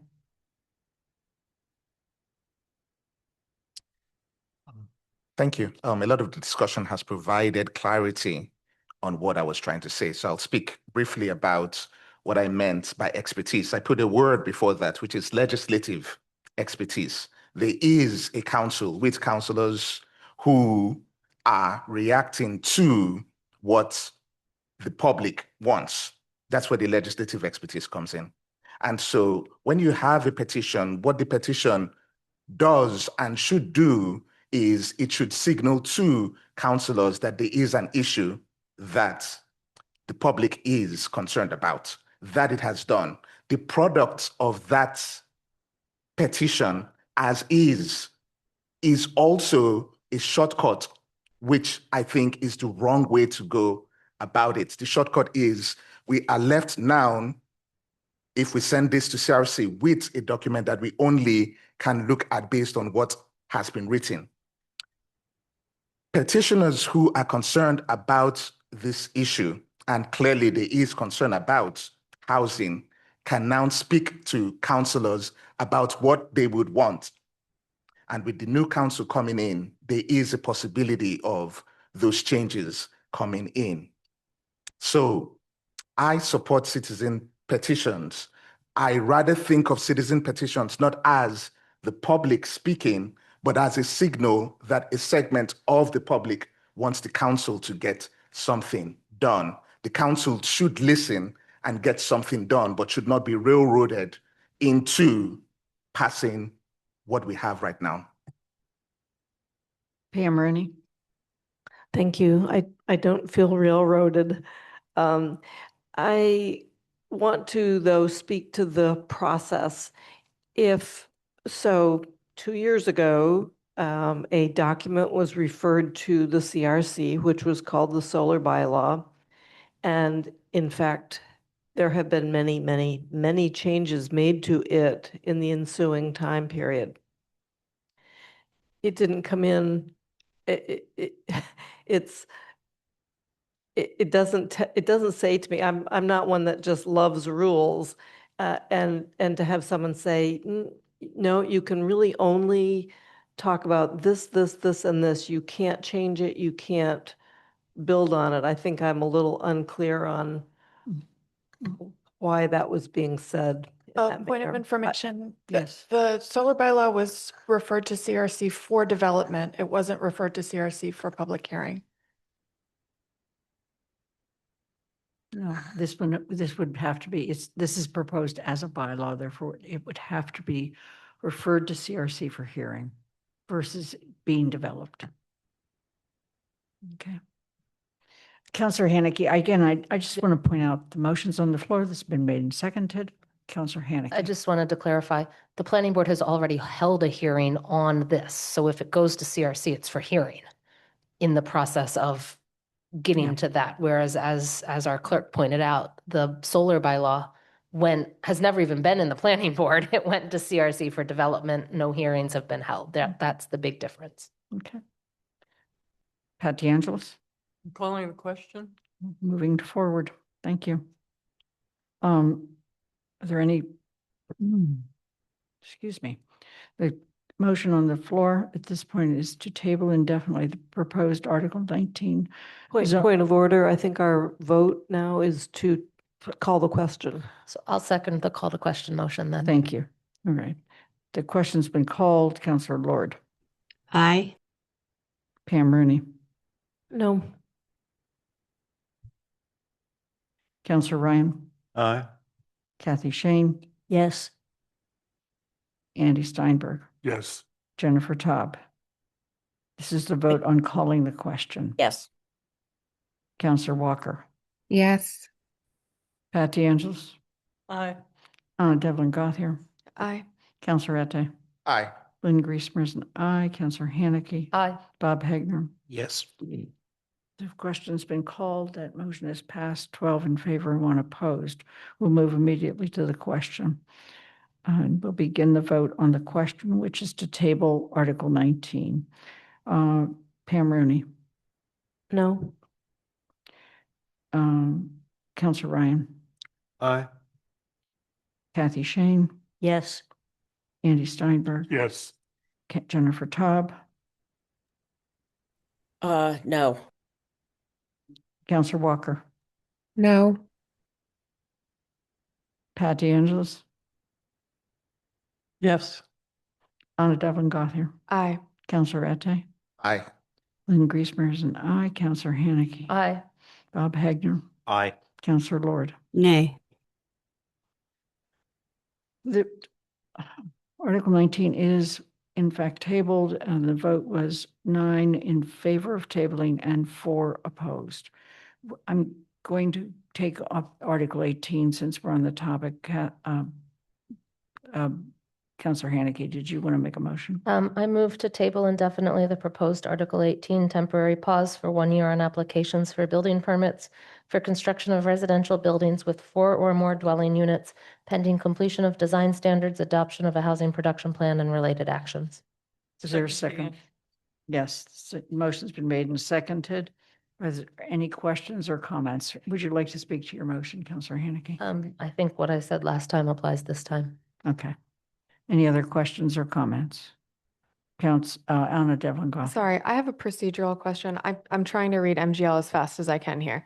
So we have to vote to table because we cannot vote to reject outright because we have not held a hearing regardless of the fact that planning board has. That's Their correct. hearing counts for nothing.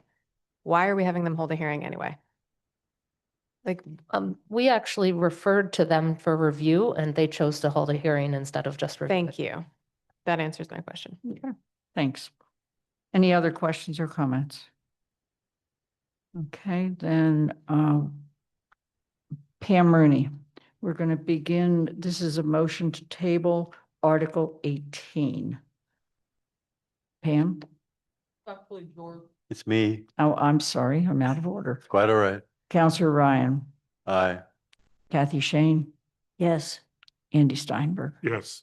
Jennifer Taub, Yes. Counselor Walker, Yes. Pat DeAngelis, Aye. Anna Devlin Gothier, Aye. Counselor Ette, Aye. Lynn Griesmer's an aye, Counselor Haneke, Aye. Bob Hagner, Yes. Counselor Lord, Aye. Pam Rooney. Yes. The motion passes unanimously. We're going to take a 10-minute break and reconvene at 8:30. Please turn your mics off and your picture and turn them back on when you return. Thank you.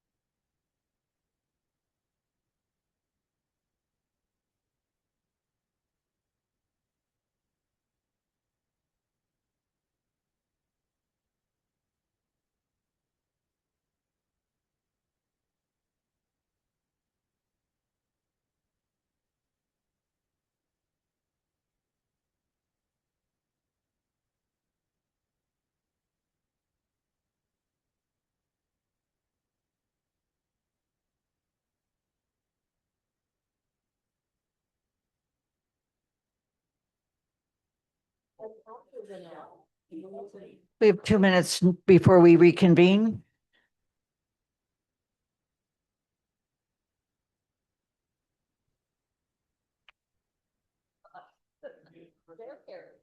As you return, please turn your video back on.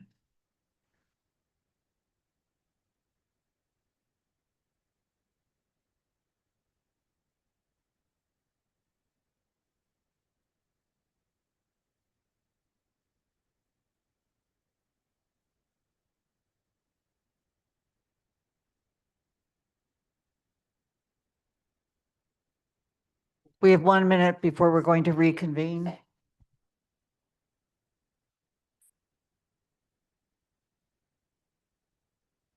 And one, no one. So you know,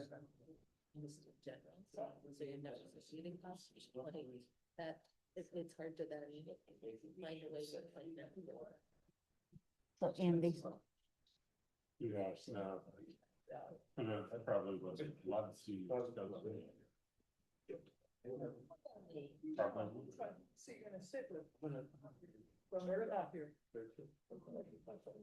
All right, we're going to pick up on the action items where we left off. We're going to action item F, Transportation and Parking Commission charge, and also the amendments to the policy of the control and regulation of public way, and the designation of the Parking Commission as special employees. Let me just mention there are several motions with this, but in addition to that, the TSO has spent some time making amendments to the document that we saw in the first reading. So this motion is to adopt the Transportation and Parking Commission charge as amended.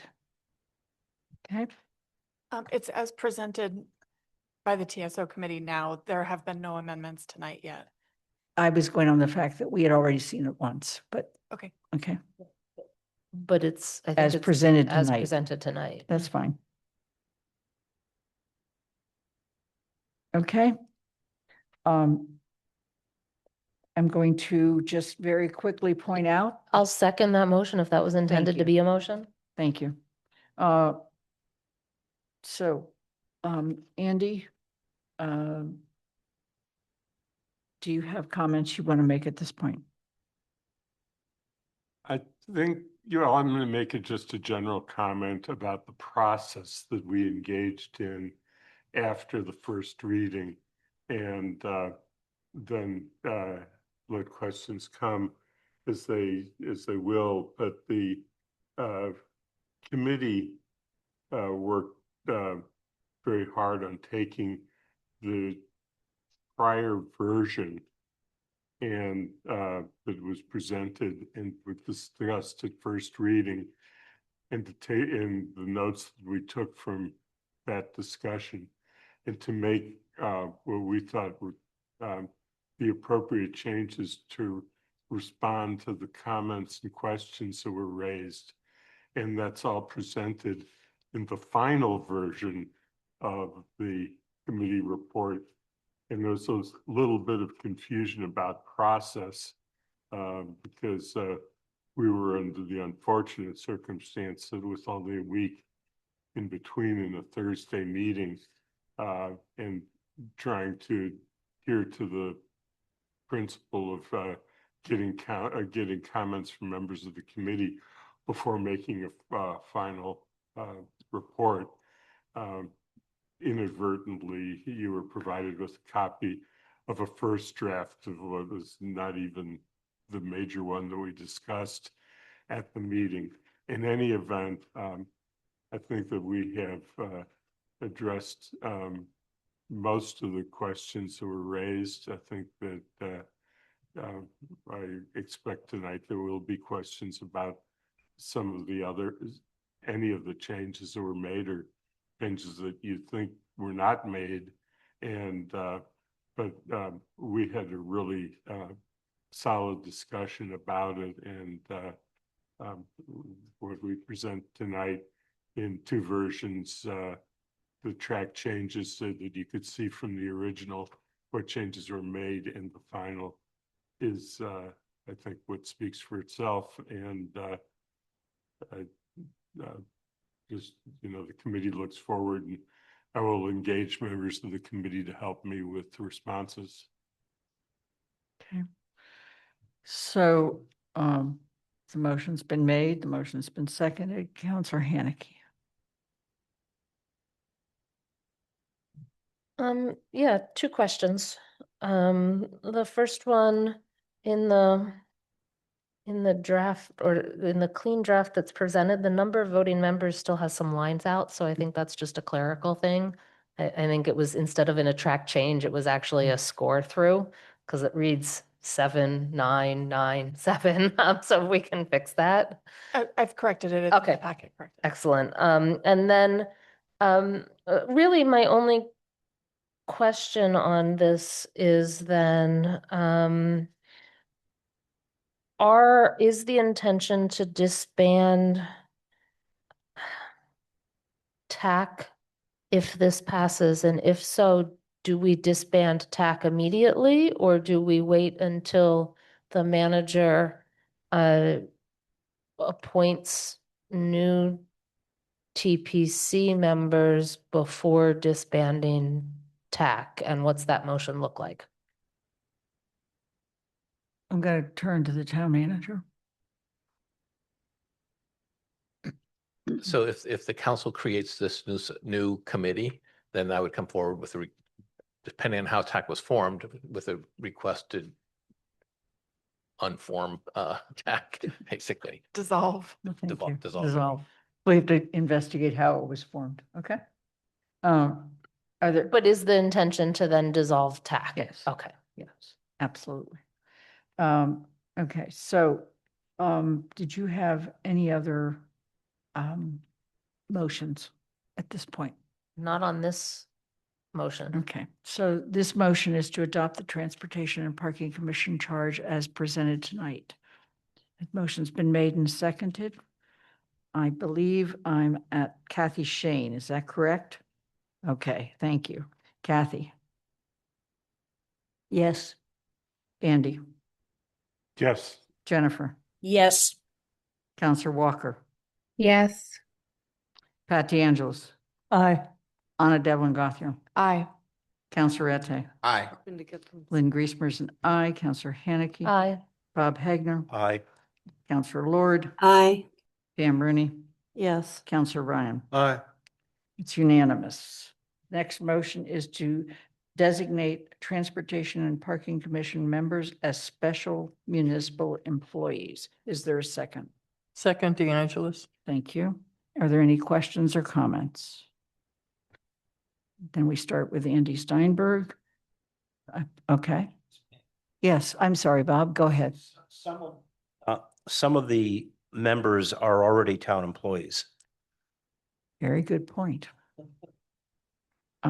Is there yes, Counselor Haneke? So I believe there's a memo that could be unearthed from 5 or 6 years ago with enough time, that says, you have to designate a whole committee. You can't just designate portions of the committee, but if you're not allowed to be a special municipal employee and you're on the committee, you do not become a special municipal employee. So basically the only ones this would apply to are the 3 residents, none of the counselors, none of the staff.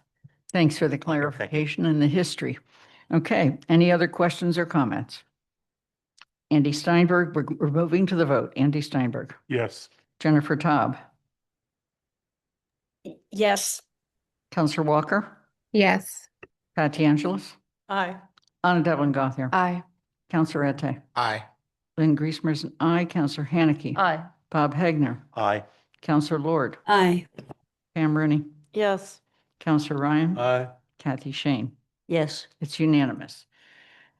The next one is to rescind the town council policy on control and regulation of the public way and replace it with the policy recommended by the Town Services and Outreach Committee as presented tonight.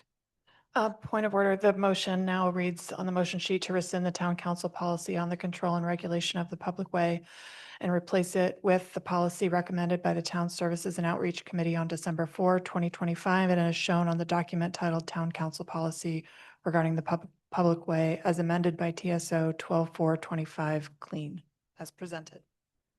So moved. Is there a second? Second. Thank you. Okay. Hold on. Counselor Haneke, you have your hand up.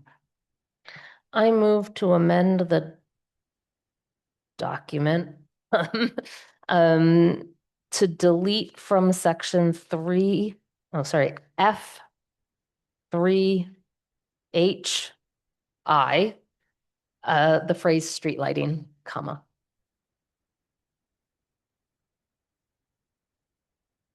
F3HI.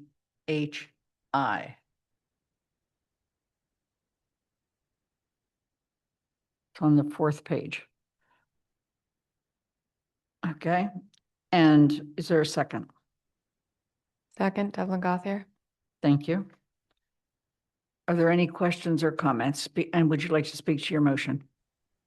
Yeah, so street lighting, as we've seen, is not necessarily as straightforward as crosswalk placement or bus stop additions and deletions. It more falls in line with mini roundabouts in a sense, in that some people love them in front of their house, some people hate them in front of their house. And so it's one where without really clear policies and without a lot of public say, it's really hard to determine whether one should be there or not. And beyond that, street lighting deals with not just the placement of streets, but how high they are, the temperature, the strength, you name it. And so I don't think the reference to street lighting here, it's sort of different from everything else in this section. And a little more vague in what they would be dealing with than, say, crosswalk placement, which is fairly clear. And the fact that TSO moved mini roundabouts from this to keeping within the council's full purview, couple numbers down, the major roadway now includes mini roundabouts too. I think shows that street lighting is sort of an anomaly here and should be removed from this for now. That doesn't mean if the council can finally adopt something clear regarding placement of streetlights or zoning that is clear as to how to make a decision on where streetlights go, that it doesn't go back in here for TPC. But at this point, given the status of policies, I think it's not appropriate to be within the TPC. Okay, thank you. Pam Rooney? I actually think it makes sense to have it here just because it's in many cases, street lighting is used as a safety measure at particular junctions or at particular intersections. So if I were to choose a group in town to deal with streetlights, this group seems like a really valuable place to start. So I'm a little worried if we take street lighting out from their conversation, it gets lost again and no clear policy gets developed. Councilor Ryan? So I think I share Councilor Rooney's concern. If we take it out, it's in limbo. And I guess you're assuming that maybe I'll ask you to help clarify where you think then it would fall. Or maybe you don't want it to fall anywhere. I would think that most, if not all, concerns that residents have related to street lighting are in fact related to safety. And they often are frustrated. I know in my street in particular, a light has been out for many years now. I have to actually stop at night at the bottom of my driveway and just wait for about 10 or 15 seconds because I cannot see anyone in the dark. So I can imagine reaching out to town hall, reaching out to DPW, and my experience of other people's experience has been nothing happens. That light has never been changed and maybe never will. But if this goes before TPC, at least I would then know as a resident to whom I could go. If there'd be a record of it, there'd be discussion, we would hope, and a resolution, yay or nay.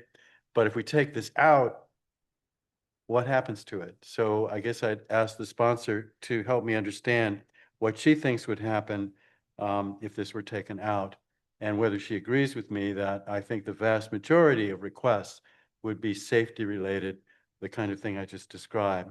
Going to take a few more. Yes, please. So I would disagree that the vast majority are safety related. My family in particular and many people on my street have requested streetlights be turned off because they harm people's sleep at night, the artificial light at night issue. And that is not necessarily the safety issue you're talking about. That is a interference with sleeping issue. And that's the big rub between, quote, people who want streetlights and people who don't in any one particular area, whether it is disturbing their habitability of their home or whether someone believes it is a safety issue. And there's differences of opinions there. One thing I would be willing to do, to be clear, I think it would stay with the council. Although in 7 years, the council has never dealt with a request to turn on or off a streetlight. Those complaints go to DPW right now. But I would be happy to, if my second is it, move streetlights into the after intersection control traffic lights in section F3H2, just the one below, put intersection control traffic lights, comma, street lights, comma, and other public way requests relating to roads, if that would be more clear. And then TPC is holding a public meeting, so it is clear where it goes, but it comes to the council for final vote on some of that. Are you making that motion, Counselor? She was asking her seconder whether she would go with that. Let's make sure we know where it's going to go. Can you show us?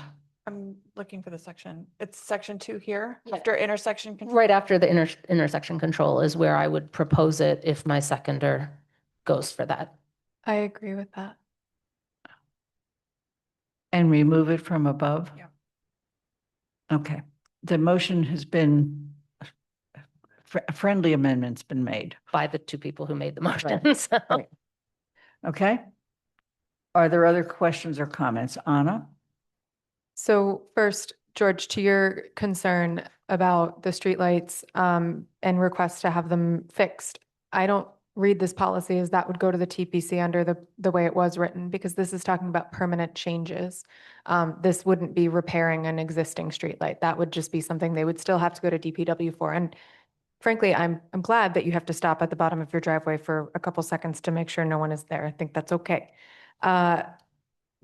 So streetlights is not in limbo. It's currently, I believe, sitting in one of our council committees with the manager. This is not something that's kind of just vaguely out there. This is something that the council has on its radar. Street lighting is used as a safety measure, but it also has so many implications that are unrelated to the charge of the TPC. And I believe it needs to primarily remain with the council because it is critical for bodies such as the Conservation Commission and the Board of Health to weigh in on permanent changes with street lighting. I would see this as one of those issues, and I think that I wrote my note before we made that change. I see this as one where the council is holding the conversation and consults with the TPC along with other relevant bodies. But again, just to reiterate, this is discussing permanent street lighting changes, not turning on an existing light or repairing it. Thank you. Andy? Yes, I guess I'm mostly speaking from the committee point of view, but I'm also speaking as an individual counselor, and part of what I'm going to say. The couple of counselors, and they happen to be Counselors Haneke and Devlin Gouthie, brought a proposal in the last term of the council for the development of a streetlight policy. And I'm the only person who's actually has been on TSO in both of those council terms. And what happened in the last council term was that it was an extraordinarily complex proposal for the committee to deal with. And because it involves a lot of both technical issues, which I think that at the last meeting, there was some reference made to it, and there was questions of cost and other issues. And we left it at the end of that council term that the superintendent of public works and town manager would come back with a policy, and it was put in the carryover memo to that effect. And it just was one of those things that with so many things happening in town generally and with public works, it didn't get to that stage. We are going to put it into the carryover memo so that there's a reminder to the next TSO about the need to consider whether there should be a policy, because it has never been ended really in any formal sense. It's also a possibility that any counselor could bring a new proposal for either a policy or a bylaw. Some communities that have dealt with this issue have done it in the way of bylaws or ordinances, and which then gets me to the point of changes that to the version that you're looking at. If you look at the very beginning of the policy under C, there's an additional 4, which is. Andy, your microphone, please.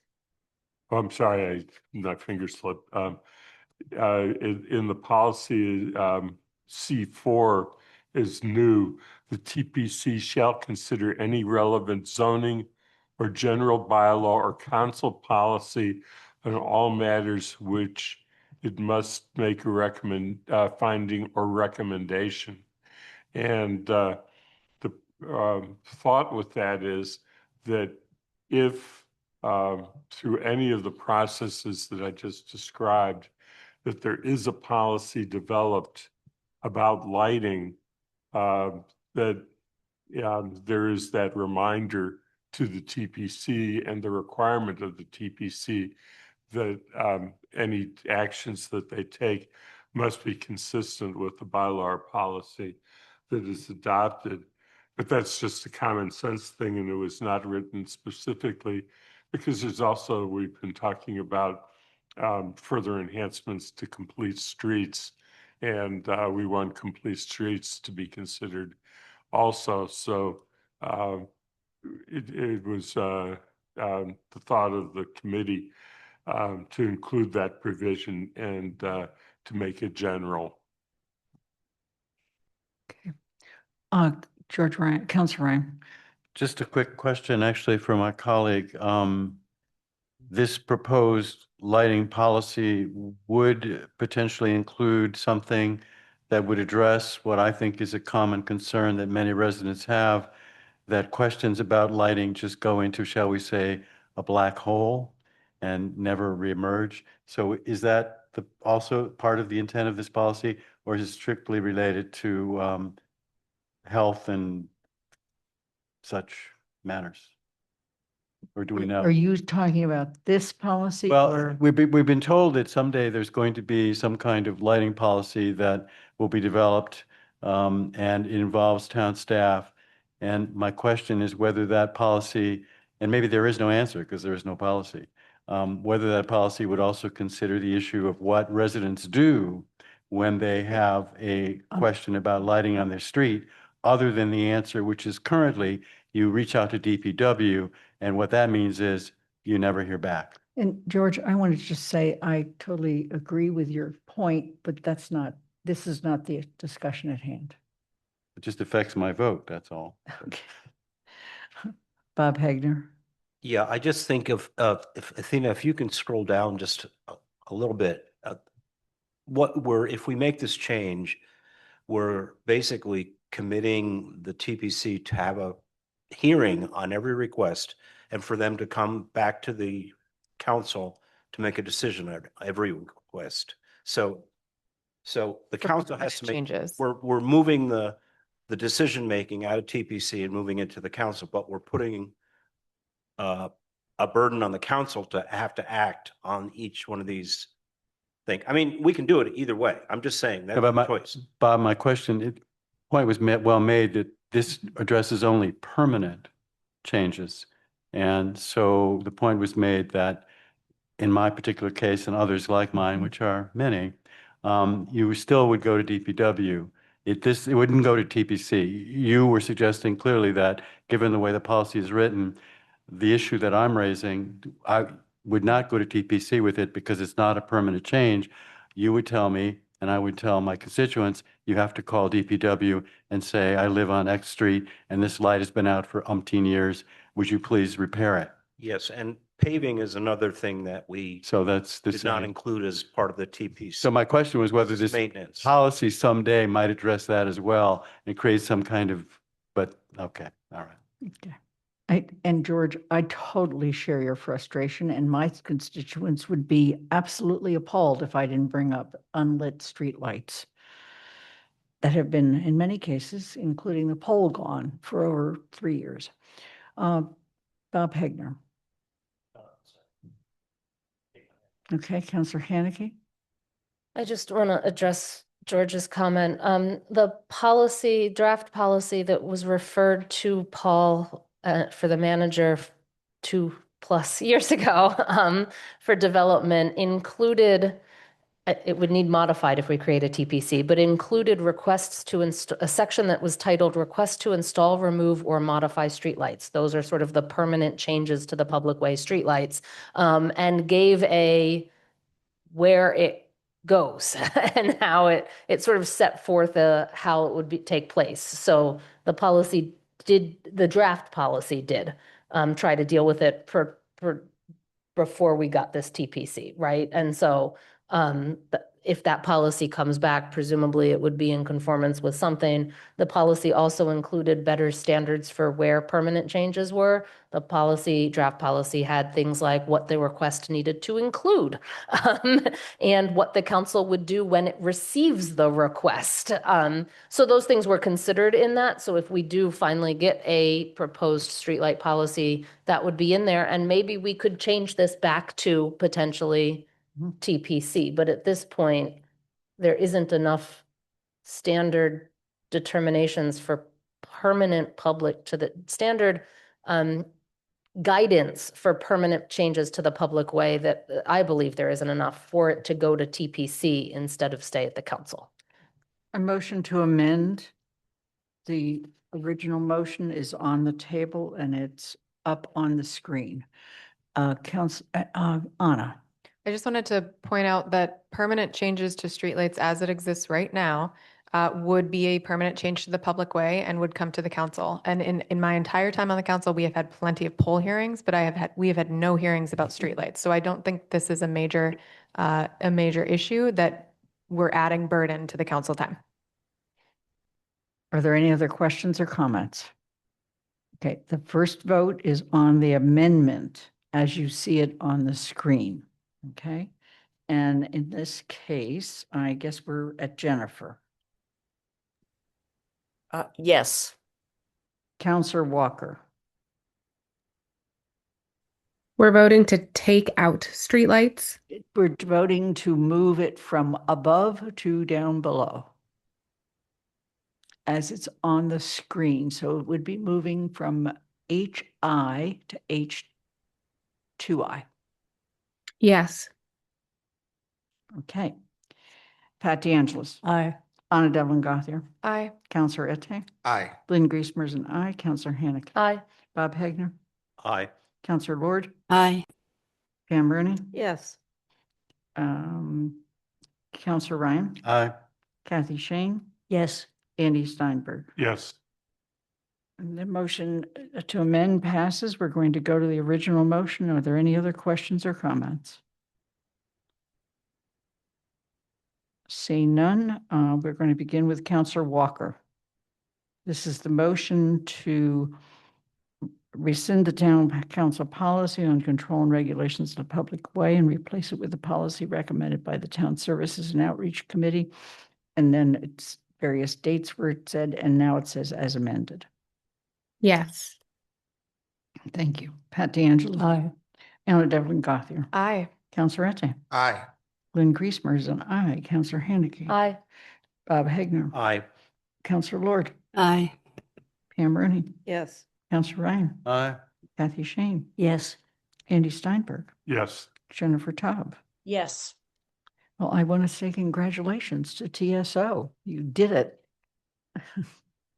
Thank you. Yeah, it did. All right. The next motion is to adopt the FY 2027 financial guidelines as presented. Point of clarification, or budget guidelines is what their title is. Thank you.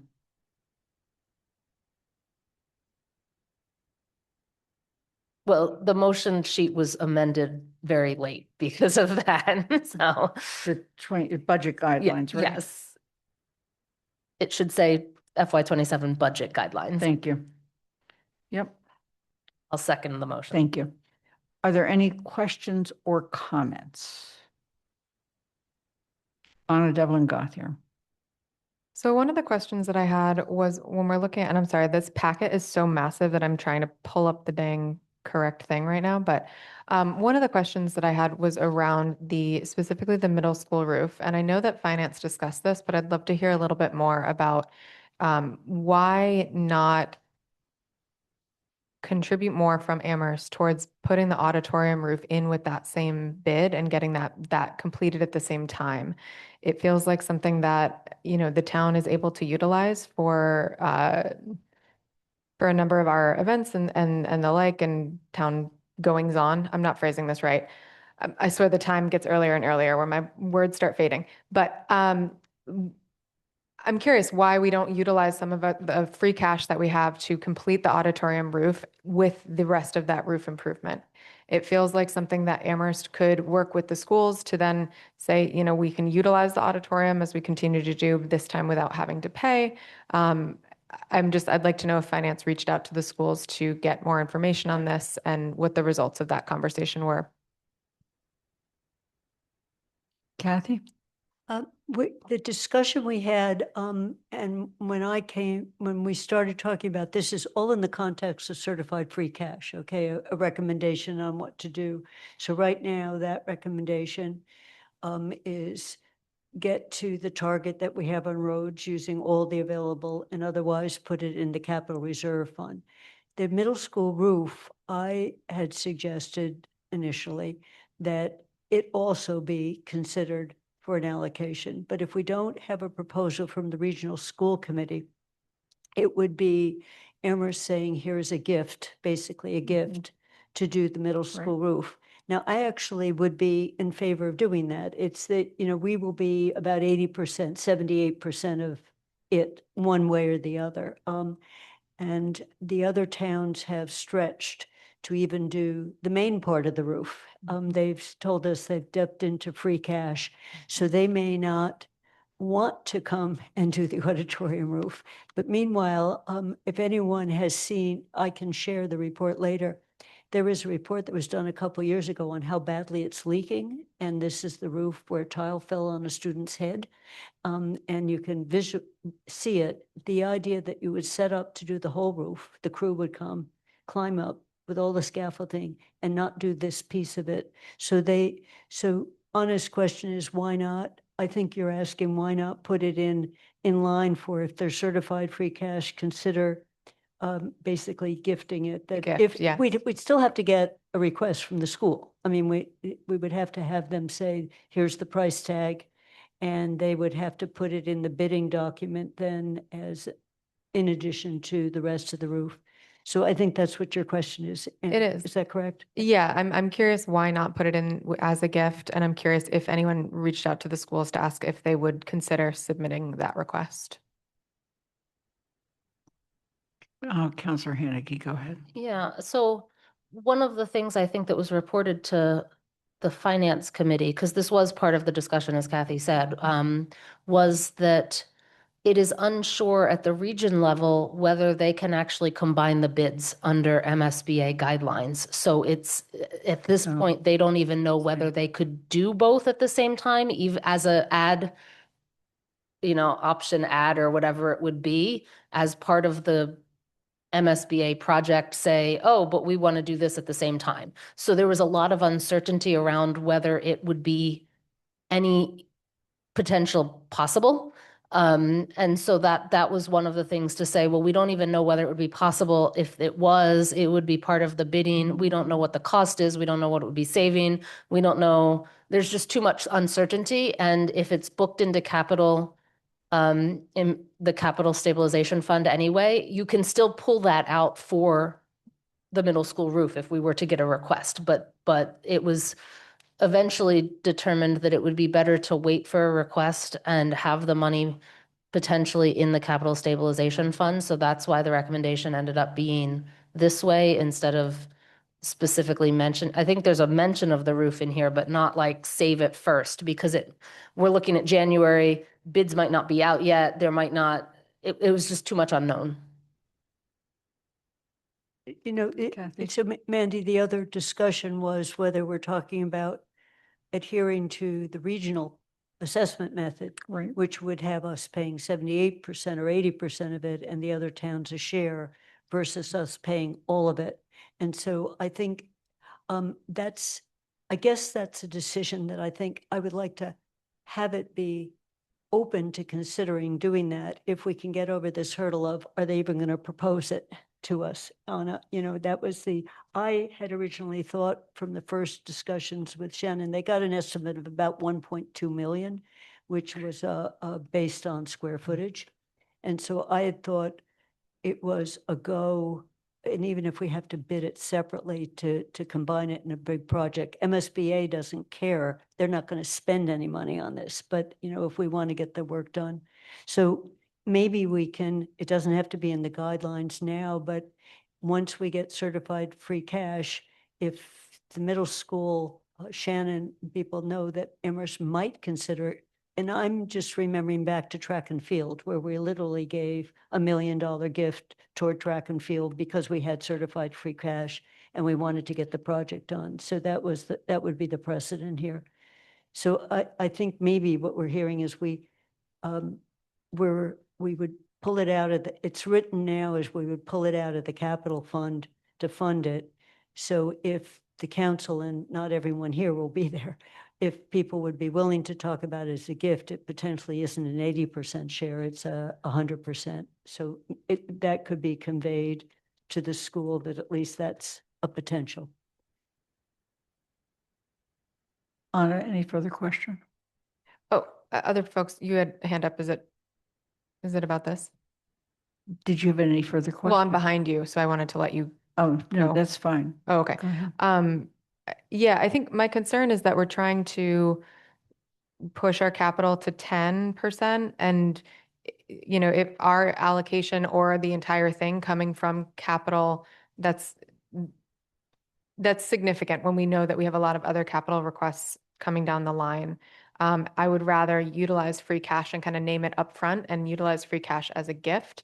I think that if we do it as a gift, we're able to, my understanding is, not mess with the regional agreement as much. And like Kathy said, we know that the other towns are not able, what they have communicated to us is that they are not able to utilize their free cash in the same way that we are for this type of project. I'm curious if there's a way to get consensus on moving that 1.2 specifically from free cash to capital. I'm trying to figure out how to frame this, and I'm not totally positive, but what I want to make sure doesn't happen is that we end up pulling that 1.2 from our 10% that's going towards capital. I'd rather increase capital and include that 1.2 million in the percentage versus having to pull it from the 10% total, if that makes sense. Okay. At this point, however, you're not moving to amend. Well, I'm open to discussion from the council because I'm struggling with the language here. I think that the language that says, hang on, I got to search back through roof. The language in here says, fund the be prepared to allocate funds. I think that I wish that language were a bit stronger. And so I'm trying to think about if it could say, be prepared to allocate funds if the regional school committee seeks to fund repairs to the, sorry, backing up. It specifies capital improvement plan or capital stabilization fund. We could add the words or free cash to that. And that would maintain that option, I think. So the motion would be to amend the sentence. This Page is on the 2. second page, Bottom. right there, stop right there. And it would be to amend it to say capital improvement in the last bullet before budgeting surplus included in certified free cash.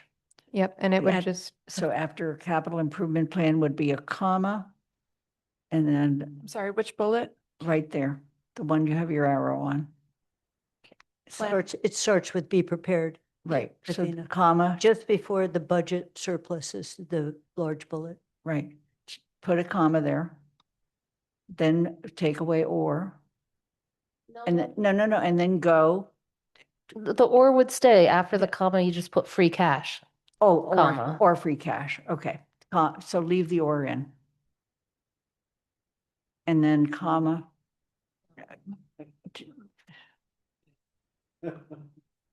See, I was gonna put it at the end, but that's okay. There you go. Point of the amendment's been- clarification. Yes, It needs to be added for consistency purposes on page 7 too. thank you. On the second to last, right, the paragraph above budget surpluses on page 7. Yep. Right Allocate there. funds as necessary through either capital improvement plan, comma, free cash, comma, or capital stability. Okay. Okay, so the amendment's been made and is there a second? I'm wondering if it can potentially be a friendly amendment. I'm so friendly. It's so friendly. I'm so. I would take it as a friendly. All right, The we're committee. taking this as a friendly amendment. Lynn and I had to do it, and so I'm That's proposing to do it friendly as the seconder. It's a friendly amendment. Thank you. On it, is there any other question or comment? No, I believe that covers what I was. Okay, Counselor Haneke? I just want to say, I'm not going to oppose this. Obviously, I just said it was friendly, but I think one of the reasons we didn't list that was because we expected all the financial orders to have already taken free cash to 5% by the time we would have any of this. So, but I'm not opposing it because it still gives the option, and we clearly sometimes do take free cash below 5% with various things. So I think it would depend on the amount that came through and all. So, but I think that's the reason we didn't include free cash, was because all the free cash transfers would already. And I would just say, done. if they could act fast, we don't have the certified free cash in front of us, but we will have by the end of January. So there's a window between now and 30 days from now, or 40 days from now. Yeah. Jennifer Taub? Yeah, I was just going to ask, you'll probably do it when we vote, but those of us remotely and the residents tuning in can't see the changes.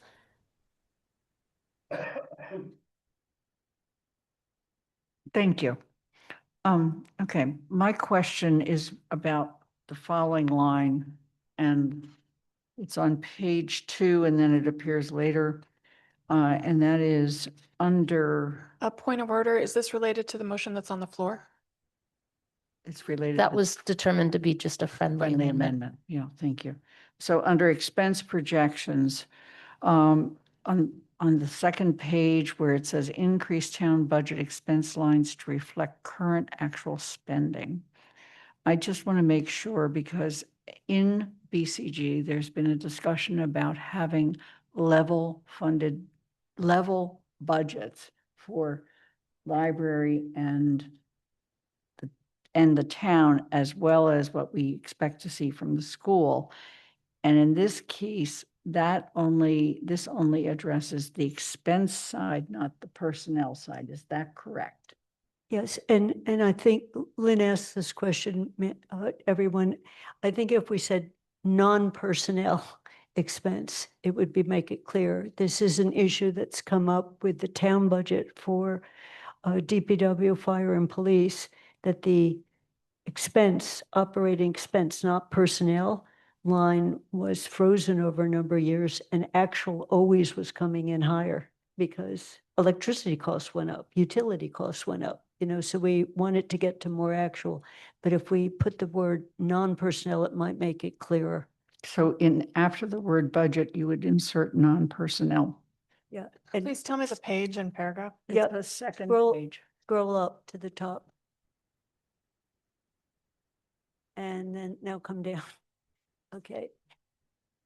You see where it says increase town budget expense lines? If we made it non-personnel expense lines. I think that addresses your concern. What? Also. And then the same thing would be later. And where, can you tell us where?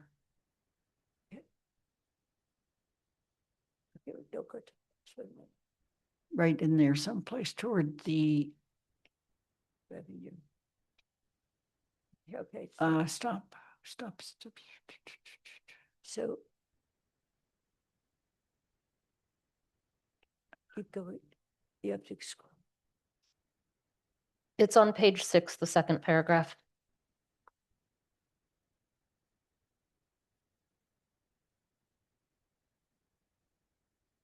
So I think, Yes, that's the correct point. Will you accept that as a friendly amendment?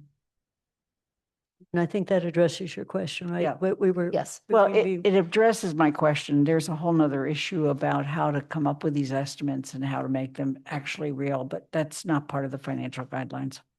Okay. Are there any other questions, comments, amendments, suggested amendments, friendly amendments? Kathy's hand is up.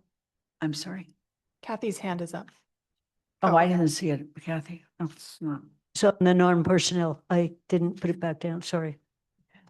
So the motion's been made and seconded. There's been 2 friendly amendments. Those we don't need to vote on. Are there any other questions or comments? Seeing none, I'm going to start with Pat DeAngelis. We're voting to adopt the financial guidelines, and I want to just be very clear.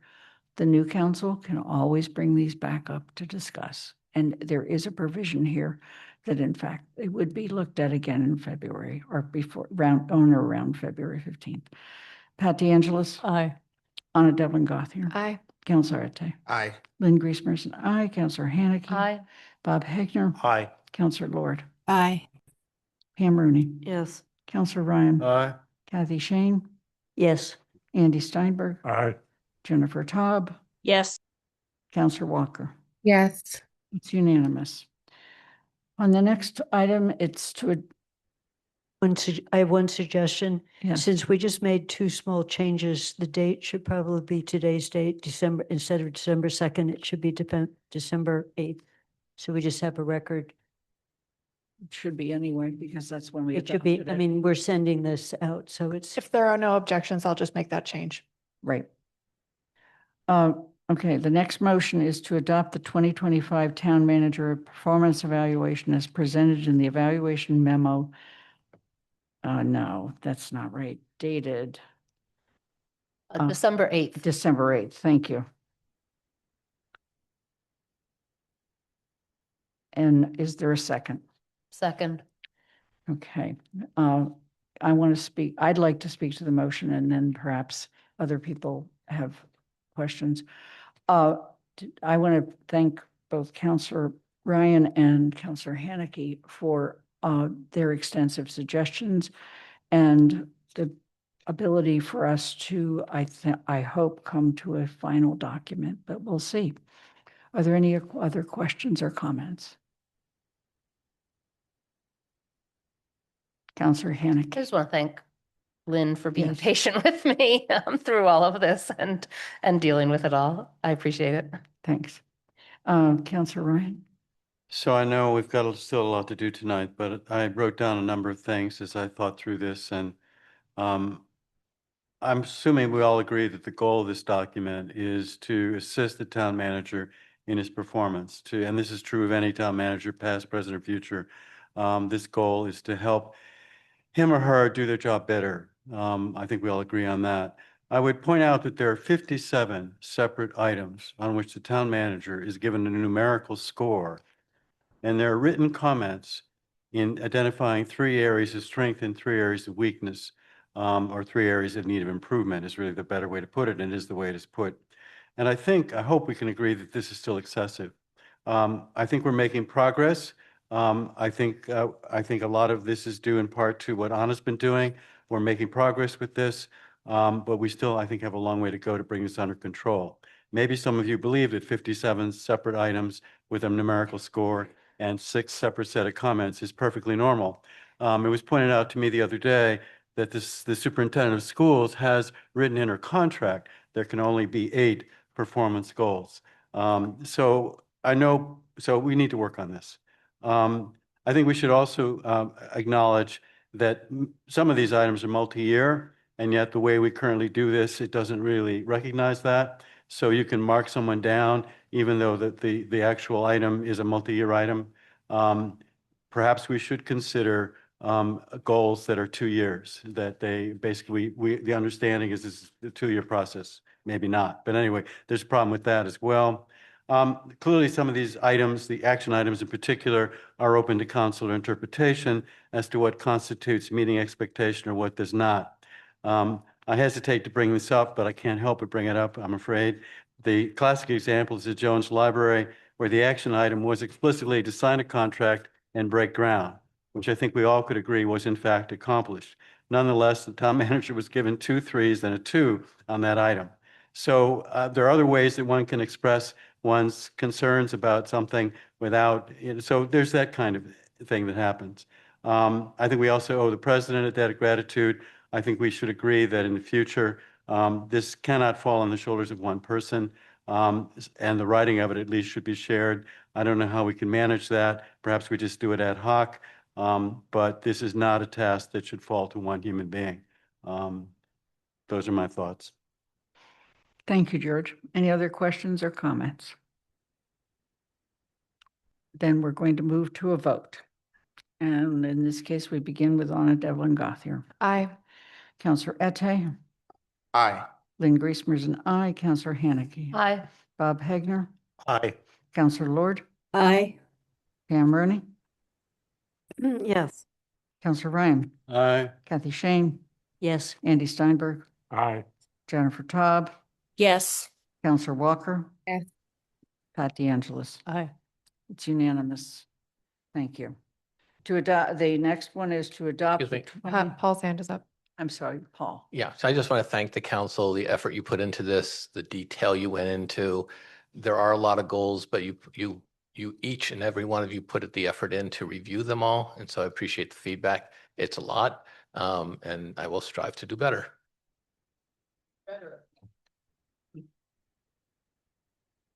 Thank you, Paul. Thank you, Paul. So the next one is the 2026 town manager goals. I know Anna would thank you for all the ratings that you did and for actually sticking to the guidelines. And it may not have been perfect, but it sure helped. So the motion is to adopt the 2026 town manager goals as presented. Is there a second? Second. All right. Anna, did you want to speak to this? Oh, yeah. I bet you do. So, pardon? Keep it simple. I'm going to do my darndest to keep it simple. So first off, as you all know, and I outlined in the memo, the process here, everybody submitted action items that they wanted to see. We are following the similar process of having goal areas and action items as last year. And George, you set me up really well, and I appreciate that. So GOL first went through and consolidated them in trying to find repeats. The council pointed out a couple we'd missed. Thank you. And then we sent it out to the council to essentially divvy up points within each area amongst the action items. I do want to assure you that that system will look different next year. We're learning as we go, but I appreciate you bearing with the system this year so that we could learn from it. The action items that GOL discussed are in the memo that was in your packet. We ended up with 30 action items, so we're slowly but surely reducing. But I wanted to speak to a couple of them because after GOL had voted on this memo, I had a chance to talk with Paul and get his thoughts. And I don't want to speak for him, but I was going to include his thoughts as we run through this. Because while these are all on the table, I know that we will entertain amendments to remove or whatever folks are proposing as they see fit. So starting off with administration and leadership, and I'm jumping around a little bit here, but I just wanted to speak to the expanded modes of communication to residents, and I'll list the action items here, including the possibility of email-based newsletters with the options for individuals to sign up for alerts of a specific topic. And GOL discussed this essentially as really a validation of the work that our new comms director has been doing. This is something that we felt able to add for the first time because we feel like we have someone in that area that even though these are Paul's goals, they often fall to the staff, right? And we feel that our comms director has the skills to do this, and we haven't been able to do that before. Working with the council and TSO committees to develop ways to streamline and improve the recruiting, vetting, selection, and onboarding of community volunteers who serve on the town's boards and committees. This process should include exploring ways the town might shrink the number of boards and committees. One thing that the town manager mentioned on this is that this will take consultation with the resident advisory committee, and they will be tapped in for that discussion as well. And then lastly, in this area, continue implementing anti-racism, anti-discrimination, and anti-oppression training for current and future employees, including town councilors. And just noting that GOL added town councilors into that as part of the discussion. I did want to speak to one other one because points-wise it was up near the top, but one of the action items in this area was increase enterprise fund salary pay scales so that wastewater and water plant DPW employee salaries are competitive. And what GOL talked about is that this is a union issue. So some staff are in the enterprise fund salary pay scale and some are not, but they're all within the same union. So we aren't able to do that because you can't shift those different scales within that same union as it exists. Moving on to climate action, and I'm going to run through these and then we'll come back. So create and submit a complete streets tier 2 prioritization plan to Mass Department of Transportation. Ultimately, what Paul and I discussed was, I didn't know which notes were from Paul and which were from GOL. I apologize. We will ultimately need to have a council conversation about kind of what is feasible. I know this has been pitched before, but I think as a council need to understand a little bit more about these processes. It is up here. It was very highly rated. And GOL still thought the council should move forward with it, but there's more conversation needed. Update the Amherst Bicycle and Pedestrian Network Plan with a goal of council adoption in 2026 and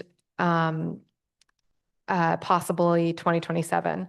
One of the questions GOL had was whether this is doable within that year versus creating a timeline for updating. And in my conversation with Paul, he pointed out that this would require an appropriation, which is likely not in the budget. So we might consider amending this item to request the money with updates and implementation happening the year after. Create and submit a tier 3 construction application to MassDOT. What Paul and I were discussing here was we don't have a specific project in mind for this. And so it's a bit of a vague action item if we don't know what the application would be for. Kind of, again, the question is to what end are we doing this? Next was complete all work required to bring proposed amendments to General Bylaw 3.33, refuse collection and recyclable and compostable materials to the council for a vote to approve or not approve. No notes on that one. And develop and enact the solar and BESS battery energy storage systems bylaws on or before December 2026. Ultimately, once this is passed by the council, it will be implemented, but the work will still need to be done as applications come in. It's just not a proactive action. It is dependent on it, like enacting this is dependent on someone applying for a permit. There may be some smaller things like creating a separate application, but it kind of depends on how that bylaw shakes out. Moving to community health, community safety. Point of order. Yeah. Just a thought, and maybe it's not a very good one. I'm wondering if we could just work through goal area by goal area. Sure. So that once you finish with one, we could have a discussion and then maybe, I don't know about a vote, but at least a be fine. discussion. I feel that this is all very helpful, and we Yep. do definitely want to hear from you and from Paul. But by the time we get through all this, I'll have forgotten just about everything you've said for the other 5 I appreciate So that. let's Judge. go back Any and thought on see if this? there's any points or comments on administration and leadership. I do just want to point out that the motion to adopt is on the table. So changes would, if you want changes, they'd have to be in motion to amend form. Right. So why don't we start with administration and leadership, just to, you can see this Counselor in the Haneke. memo. Just a quick, did we fix the spelling of employees in the third action item? Yes, Yeah, I'm thank you. sending it back to Athena. Thank you. Okay. Any other questions or comments on administration and leadership? I guess just on the third item, what qualifies, I mean, basically any action that Paul takes to implement the item is sufficient to meet the goal. I mean, it's one of those things where I don't know, what's considered sufficient. Is it a 3? Is it a 2? Is it a 1?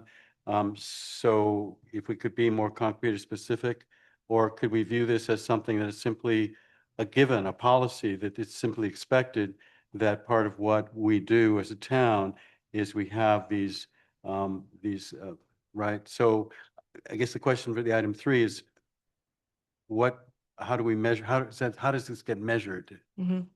You're right that this is, I don't want to say an easier checkbox because this is a significant lift no matter what, but it would not be fair for a counselor to look at this and see what Paul did, if Paul did do things towards this action item and say, well, I wanted him to do more. If we don't specify that in the goal, I don't think that that would be a fair evaluation of this statement. So we are leaving that door open a little bit for Paul to determine what that looks like and kind of the intensity or how it's applied.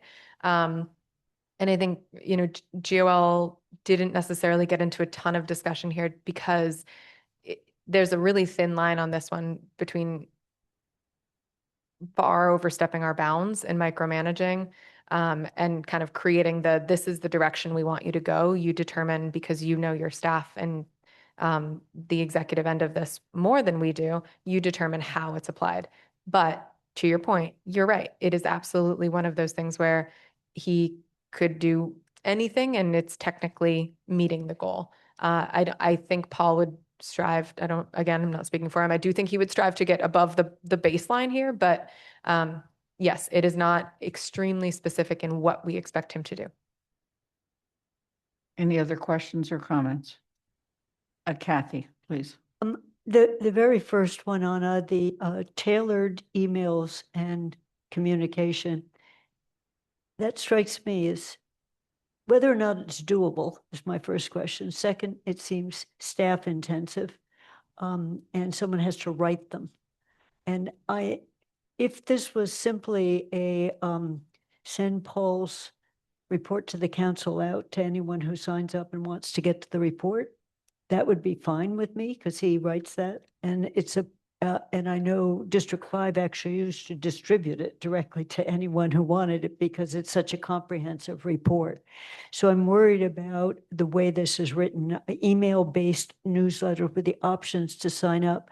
Right now, you can sign up for an alert on anything you want to. So this reads like, I would want to know just about a street in my area or a street, something very specific to my district, as opposed to I've signed up for anything that they're going out to bid for or anything on this. So I'm hoping that's what's meant, but I'm just worried about the possibility of email-based newsletters because newsletters take time to write. So if the thought is just a way to push that report out rather than posting it on our website, that's fine with me. So email-based communication, I'm just worried about the word newsletter. I hear you. I think a newsletter can be all sorts of beasts, right? This action item actually arose out of a District 5 meeting. And one of the things that came up in that meeting was folks are often seeing things that are shared on social media, and then hearing about it secondhand because they themselves are not on social media. And our communications director has been doing a really great job posting things on the town's social media pages. But for folks who are not in that avenue, they were simply seeking those messages to be sent in a different way. You can sign up for alerts right now, but like you said, they are for formal processes like hearings or bid petitions or things like that. They're not about, hang on. They're not about, warming shelters or a fun event that's happening in your district. This specifically says including the possibility. Newsletters can mean any sort of thing. When we first drafted this, it okay. could be the president. Hang on, it could be the president's report, absolutely. But we tried to leave the latitude up to the person who ends up doing this to decide what would be best. That's why we said possibility. I'd like to give Paula an opportunity to speak. So we have already talked about this one in terms with the communications manager. Some ways, I mean, the town manager report is pretty dense, and just picking out some of the highlights that would make it more consumable for people who only have a minute to read something. So the communications manager, we've had that conversation. The more granular way of sharing information is more challenging, and there are like 37 or something ways you can sign up for Notify Me, and I think sometimes people don't understand that. And in terms of the third goal there on implementing anti-racism, anti-discrimination, anti-oppression training, I would refer back to the strategic plan that the DEI department has developed, which includes a lot of these initiatives that we would build off of. Okay, Kathy, did you have any further comment? Well, I'm convinced that this can be done with minimal staff effort is what my question was. So if you think you've got a way to do it, that's great. Thanks. Pam Rooney, you have your hand up. Yeah, I was going to add that periodic newsletters, I feel, are probably something the counselors should be doing so they can inform their districts. I don't feel that we have to rely on a specific newsletter. I think the word newsletter caught my attention as well. We do the newsletters with all the material that the town staff provides us. Counselor Haneke? Yes, but wouldn't it be great if anyone in District 5 could sign up for the townwide District 5 newsletter? And so that as counselors change over in terms, they don't have to recreate their own email lists so that you can just be on that. The Charter Commission, when I was on it, had its own email list for Charter Commission stuff. It would be great if we had a District 1, District 2, District 3, District 4, District 5, or all town council where the District 1 goes to District 1 plus anyone who wanted everything. That's run through the town website so that it continues across terms. Okay. Any other questions on administration and leadership? Can I just add? I'm sorry? I'm trying to raise my hand. Oh, Paul, Yeah, please. so just so the council knows, we don't organize our work by district. I know you organize your political organization by district, but our work doesn't really align with districts. And most people in the town don't think of themselves in districts. They think of themselves, it's a small town. And so if people want to subscribe to certain things, we think more about topical things. Do you want to know about road construction? Because, West Bay Road getting paved isn't just District 5, it's a lot of districts. So I know that that's your interest as districts, but that's not really our interest as district newsletters. I get what you're saying. We also are very careful about not utilizing towns' resources for political purposes, which is sometimes utilized. That's something that counselors can do independently. Some counselors do a great job of it. And so that's totally up to you with your listservs. We don't, everything is always opt in and opt out for the town. So if anybody doesn't want to participate, they opt out automatically. Good. Can we move on to climate action? And Anna, just highlights, I think, if anything. I already ran through it. So, I think that the biggest questions here were about complete streets and level 3 specifically, referring to a specific project and us not having one in mind. And then second big concern here was the bicycle and pedestrian network plan and the timing of that and its possible need for a appropriation. Councilor Ryan? So I'm prepared to make a motion if it's appropriate at this time. Sure. The motion would be to delete the goal, create and submit a complete streets Tier 3 construction application to Mass DOT. Second. I'll second. So my reasoning is that, it's been stated by Councilor, by Anna, that this needs a specific action item and we don't have one. And my understanding, and may be mistaken, is that a Tier 3 application also requires having reached Tier 2. Is that correct? Or does anyone know? The answer That is is you're correct. getting a lot of yeses. So until Tier 2 is done, Tier 3 is moot. So I would think that I would like to actually have this as an item, and I'd like to have a specific, I have one in mind, actually, but it seems at this point it's just premature. Okay, the motion's been made and seconded. I think we should probably do these individually. Yes, please. Yeah. Okay. Is there any more comment or question on this particular item? I have one. Tier 3. Tier 3. The idea of eliminating, create or submit a complete Tier 3 construction application to Mass Department of Transportation. Motion's been made to eliminate it. I do have a comment on it. Go And ahead. so does Kathy, I think. So mine is, just because something is not in the action items does not prevent the town manager from doing it. And I hope that folks will bear that in mind if they had something that they were hoping to see that isn't in here. There are plenty of things the town manager, there are a lot of things the town manager does that aren't necessarily dictated by the action items of the council. So it's well within the realm of possibility that a Tier 3 application could happen if we get through that Tier 2, but it's just not something that we are evaluating him on next year. So I wouldn't lose hope for your project. Okay. Councilor Ryan, did you have any further comment? Okay, then we're going to move to a vote on this. I don't see any other hands. Okay. Councilor Ette, this is the vote to eliminate that. Lynn Griesmer is an aye. Councilor Haneke. Aye. Bob Hagner. Aye. Councilor Lord. Aye. Pam Rooney. Yes. Councilor Ryan. Aye. Kathy Shane. Yes. Andy Steinberg. Aye. Jennifer Taub. Yes. Councilor Walker. Yes. Pat DeAngelis. Aye. It's gone. I'd like to vote on it, and I'm an aye. That didn't. Oh, did I miss you? I'm so It's sorry, okay. Anna. I've been talking a lot. I get it. Aye. Thank you. All right. Are there any other questions or comments on climate action? I would like to move Items. to amend. Sorry. Okay. There are three. Oh my God. I didn't even look at my Zoom. I apologize. I'll go after everybody else. Okay. Let me go to Pam Rooney.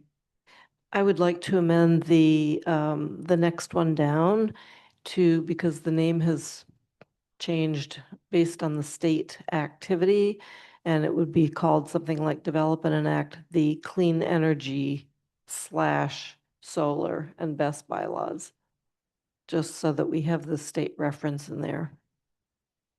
Okay. Is there a second? Second. If there's just wording, can we Yeah, just? do we Yeah, vote- I'd need to say vote on that's it? a friendly amendment. Yeah, I think we're okay. Okay. I agree. Any other questions or comments? Pam, anything? Okay, George? I Councilor want to Ryan? make amendment to the bicycle and pedestrian network plan, but I think that one or two other councilors might have something already. Well, I don't. We need to do something here. What we were told is that it needs an appropriation, or will probably need an appropriation. So that should be in here. I would very much like us to try or actually, I would like us to update the plan. But if an appropriation is necessary, then perhaps somehow we have to word that in here. So I don't really have anything concrete, but we need to do something with it. I think as it stands, it's not adequate. Okay, Jennifer? Yes. Anna, did you say, I'm looking at the Complete Streets Tier 2 prioritization plan. Did you say you and Paul discussed that and he would have to come back to? GOL was concerned about, with the Tier 2, GOL had the question about what is feasible. And what Paul and I discussed, and I'll let Paul speak to this as well, please, in case I'm misunderstanding. Paul and I just talked about the need for the council to make sure we fully understand the ask and what we gain from doing a tier 2. So would Paul come to the council like early in the next year? Because I'm just concerned that, how will we evaluate that? If it stays like that in our town manager evaluation next year, but so he'll come back and have a conversation. If it's not doable as the goal is, that we can. Oh, are you talking about the bicycle and network? No, Tier 2. the tier 2, because it sounds like Paul was a little concerned we may not understand what we're asking for. So Paul, would would we you like to? rephrase, would we change that so we're not holding him to that in our evaluation if he. I think one of the points is that we may need a consultant to do this, which means that would require an appropriation from the council, but I don't know enough detail about it, but it's certainly something we can achieve in 2026. Okay, thank you. So you can just leave it as is, I think. And I just want to say it puts us in line for grant money. So to me, it's a high priority to get this done. We could be applying for the Fort River School intersection, for example, but we're not in the queue yet. Okay. I just want to make sure I get everybody who has their hand up. Right now, we're talking about the tier 2 complete streets. Councilor Ryan, did you have a comment on that? Anna, did you have a comment on that? I had a separate amendment. Okay. So we're leaving that one alone. Councilor Ryan?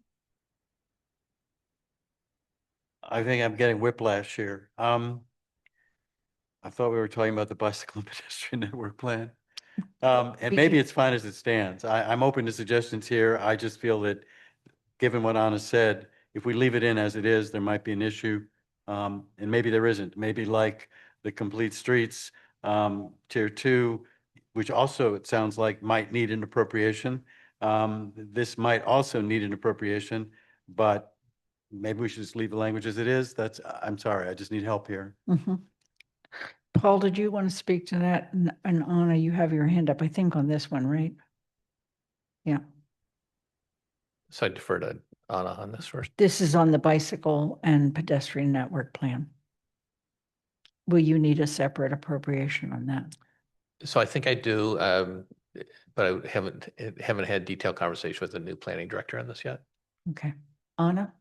A point of information, that would be part of achieving that goal, would be bringing an if needed, bringing an appropriation request to the council for approval. I don't see a need to make that specific. Okay. Councilor Hannah, Anna. Yep, I have a proposed amendment. I propose to amend by replacing that statement with begin the process of updating the Amherst Bicycle and Pedestrian Network Plan, including seeking necessary appropriations with the goal of council adoption in 2027. Mm-hmm. Got it. Second. Speak to it. Could you read that again? I can. So I was typing it as I was saying it, so I wanted to make sure. Sorry, So you want me to? No, you're fine. Begin the progress of updating. I'm so sorry. Begin the process of updating the Amherst Bicycle and Pedestrian Network Plan, including seeking necessary appropriations with the goal of council adoption in 2027.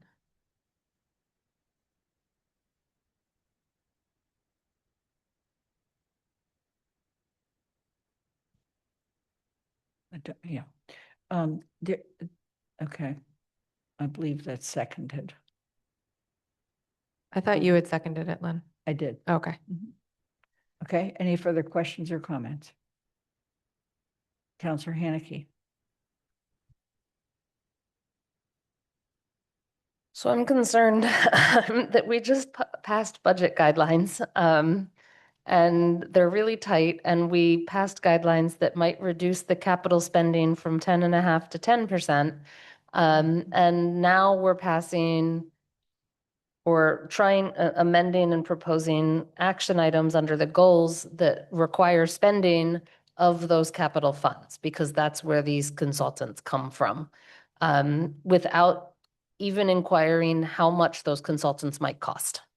So I don't know what to do with this because I understand why people believe these are important, especially if they qualify us for grant funds other places. But I think I think we too easily add goals that cost money without talking about whether that is the priority for spending that money versus some other thing. So, I mean, the goal's in there one way or the other at this point. I was actually thinking of proposing to eliminate this goal.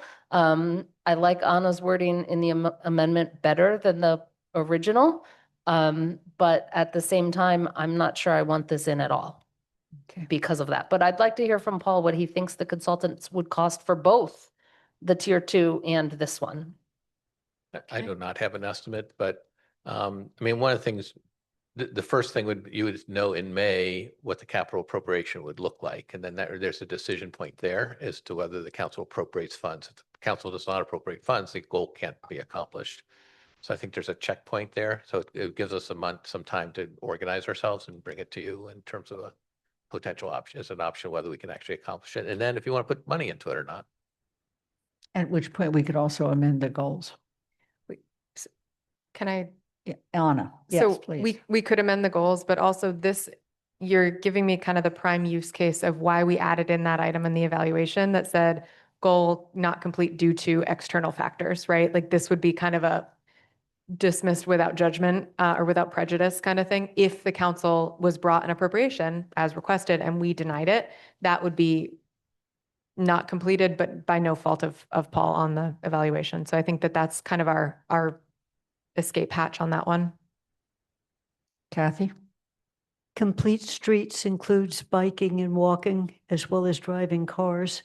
So to some extent, the complete streets prioritization plan would have to have pedestrian and bicycle networks in it. So I think we could delete the bicycle. I'm not against the bicycle, and we have a draft of one that TAC did several years ago. I do worry about pushing hard on separate items that are related. What do you call it? Dilutes focus rather than the complete streets one. I think is really important because it puts us in line for grants. And it has an element of biking and walking in it. Anna? I think an element of biking and walking is a far cry from a full bicycle and pedestrian network plan. And I think I see it a little bit differently. I don't see them as diluting or pulling from each other. I see them as being kind of symbiotic with each other, right? So I think that, hang on, I think that as we're looking at this, I hear you in terms of the number of action items, but I do believe I would support keeping this in there because we're saying, start this process, tell us what it would take to do this process. And if the I'm okay, and we've got 30 of these, so I'm not going to argue this very. Point of order. Yeah. Anna Devlin Gothe was talking and Kathy was not recognized. Yes, thank you. If we keep this in here, I think that it allows us to have the town manager come to us and say, look, this appropriation is too high, or this isn't doable. And also the town manager at any point could also come to us and say, this is an incredibly large, an incredibly time-consuming piece of work. I would recommend the council remove it. Like, I think that there's that latitude as well. So I see them as complementing, not pulling from each other. Okay, the motion's been made and seconded to amend this to say what it now says on the screen. Is there any other question or comment?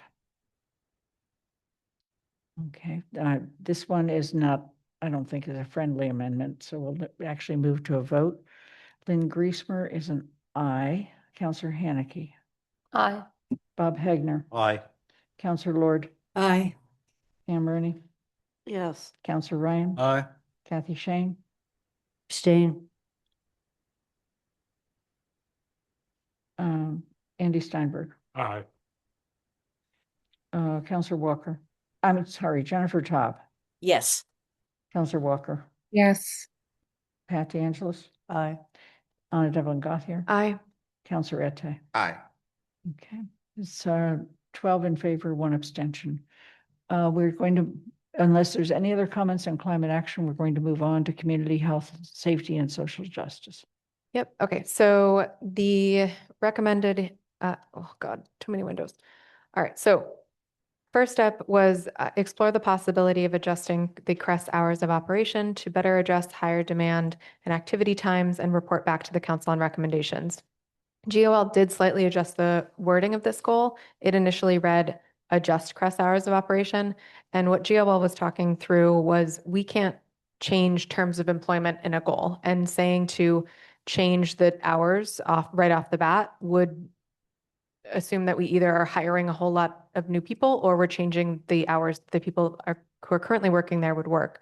So instead, what we talked about was basically exploring that possibility and determining what it would take in order to do that, and report back on the council on what would be needed to adjust the time and how feasible it was. One thing in my conversation with Paul that came up was this does work under the assumption that CREST is currently not working during the hours that they are needed most. And we would need to examine that to make sure that we know what those hours, those higher demand and activity times are as part of that process.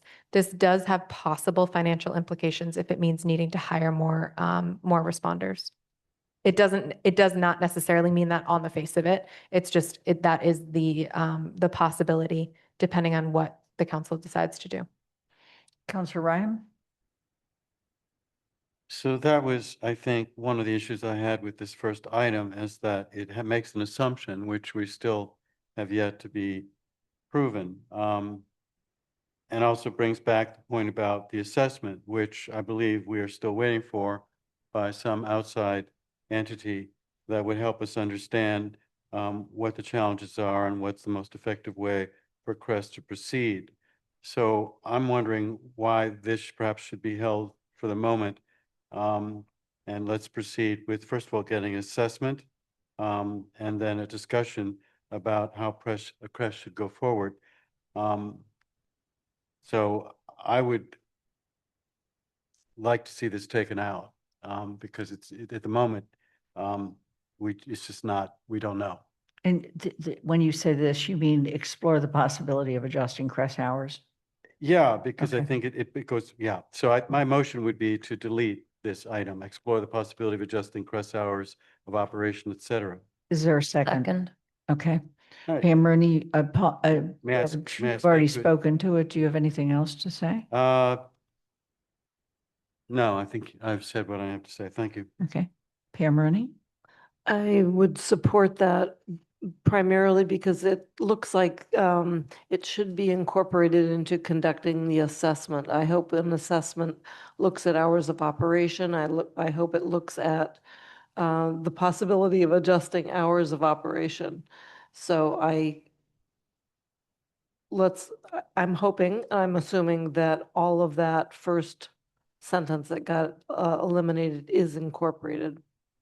Good. Okay. Councilor Lord?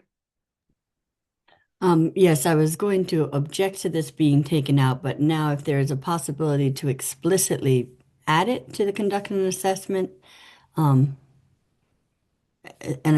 including exploring the hours.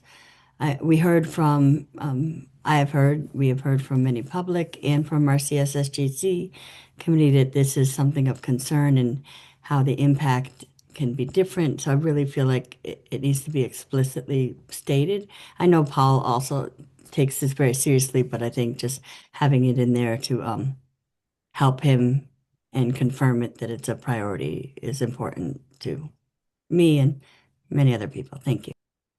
And so you're suggesting, however, under conduct an assessment that we now assume that that includes hours of operation. Well, I was saying that if we it put it explicitly because it can get lost in the sauce. Okay. And now I'm confused about the amendments. So if I don't want one, but the others are okay, we're voting the whole thing as a package. No. We'll vote the whole thing at the end. We're just doing amendments by section.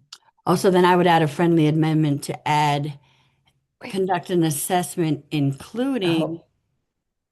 Go ahead. Wait, sorry. No, you can actually have two. No, it's not that. Go ahead. Hala, if you don't mind, I haven't, can I go through all of them and share the thoughts first, and then can we go back with the amendments? Is that okay? Because sure, we just got through one, and I encourage the amendments, but there's other thoughts that I think are relevant here, if that's okay. Jennifer's welcome to go. There was a motion and it's been seconded. Right. So is that now being set aside so we No, can? no, No, have I can't do discussion? that. I'm not trying No. to do. I'm sorry? I can't set aside your motion. That's not what I was, we got a little further ahead in this one than I would have liked to have gotten through all of the ones in this section first. All right, why don't you finish? So yours? we can hold off on the motion, but Jennifer, Yeah, I was gonna ask, we're gonna hold off on the motion because I concur with Counselor Lord. I would not vote to take this out unless I knew it was gonna be specifically added to the conducting the assessment. Because I think this really needs to be addressed and it shouldn't just be assumed that it'll be part of it. So I guess I couldn't vote to take it out unless I knew it was going there. So I'm wondering if that can all so be. for the moment, we're just going to hold on this one.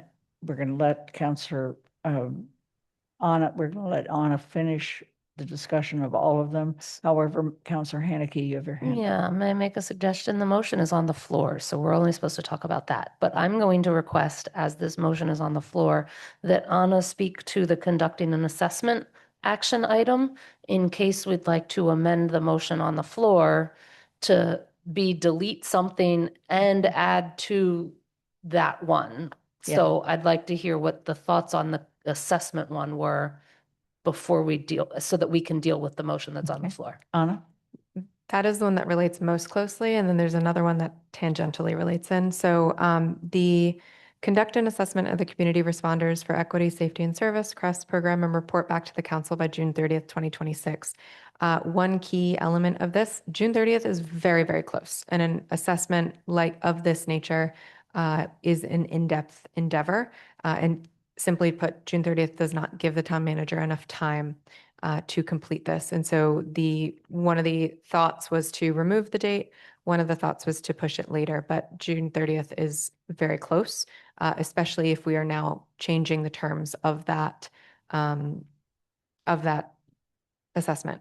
The other piece that ties into this is working with dispatch and the Amherst, and we can speak to these ones more in depth, but this does tie in, work with dispatch and Amherst Police Department to define and implement specific categories of nonviolent calls that can be referred to CREST. On the face of it, we didn't, that goal, that action item is clear cut.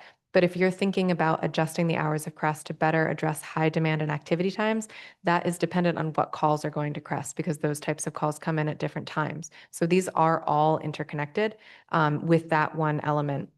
It's possible that you do kind of solve that a little bit part of that challenge by adding, George, if you did add to your motion to also amend the assessment piece to include the hours, that does address part of it. But generally speaking, this is a complex action item. And I just want us to note that. And I don't think the June 30th is appropriate for this complex of a task. And I'll speak to the other ones after we're done with this motion. Counselor Haneke?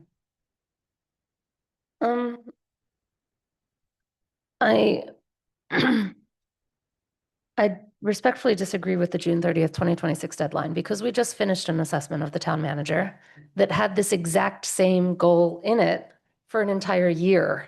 And so in theory, it should have been done now.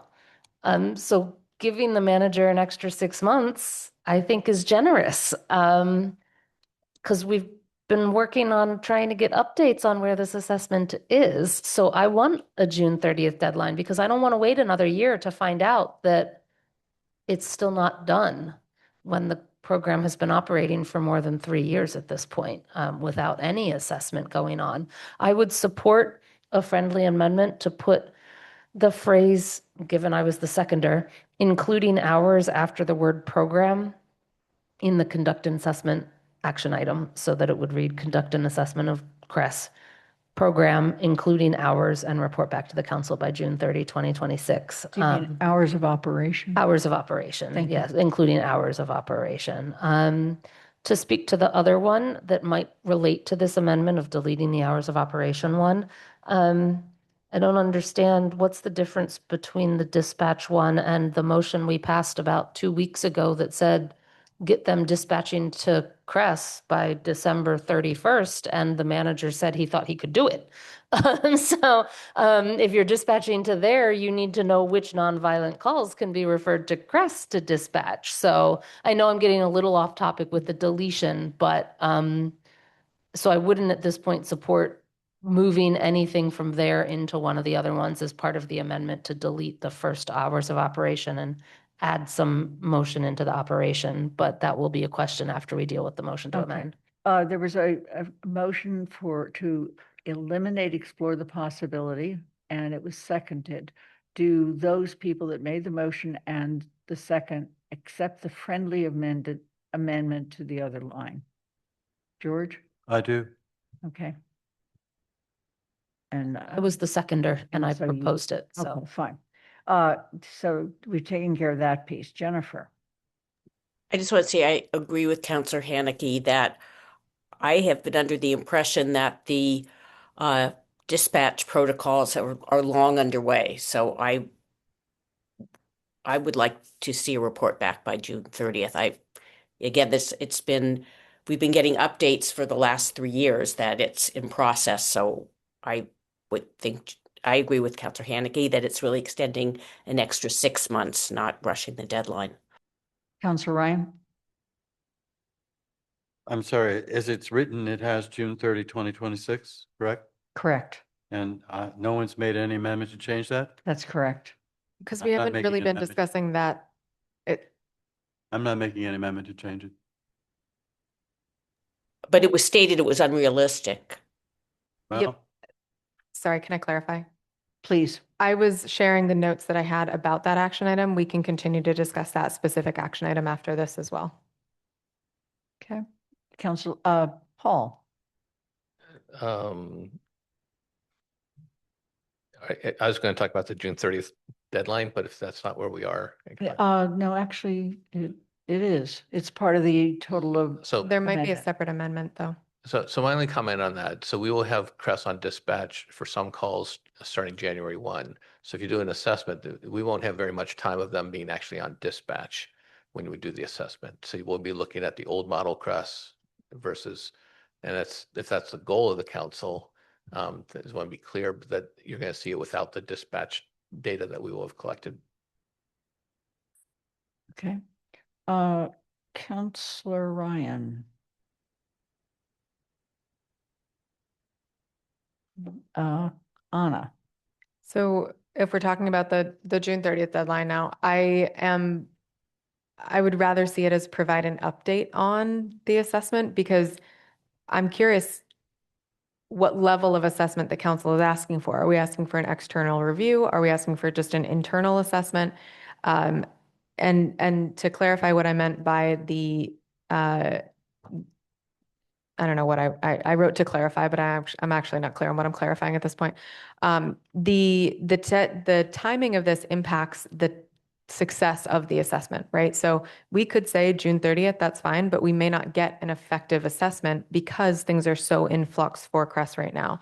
So if we're keeping June 30th, we need to understand that that will not include some changes. It won't include a program that's been existing in the iteration that we are expecting with those dispatch calls being routed to them, et cetera, for more than a couple months. So I don't know, I'm struggling with that June 30th date and questioning what we're expecting. And I think if we clarify the expectation of what type of assessment or what type of summary we're looking for, that would help me to feel like to understand whether or not that June 30th makes sense. And I understand that this has been in the town manager goals, but we've also changed how Crest has functioned.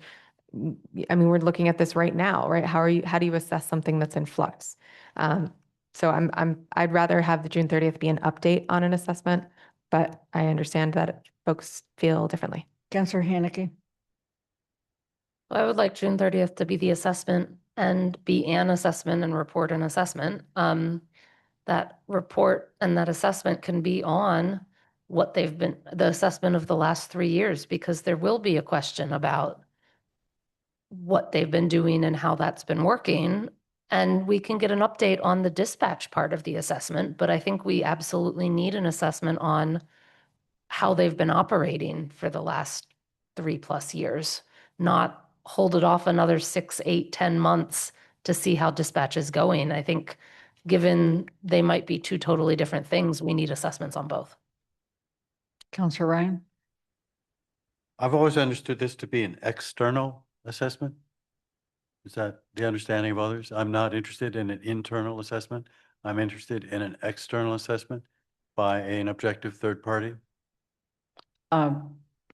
Is there any comment on that, Paul?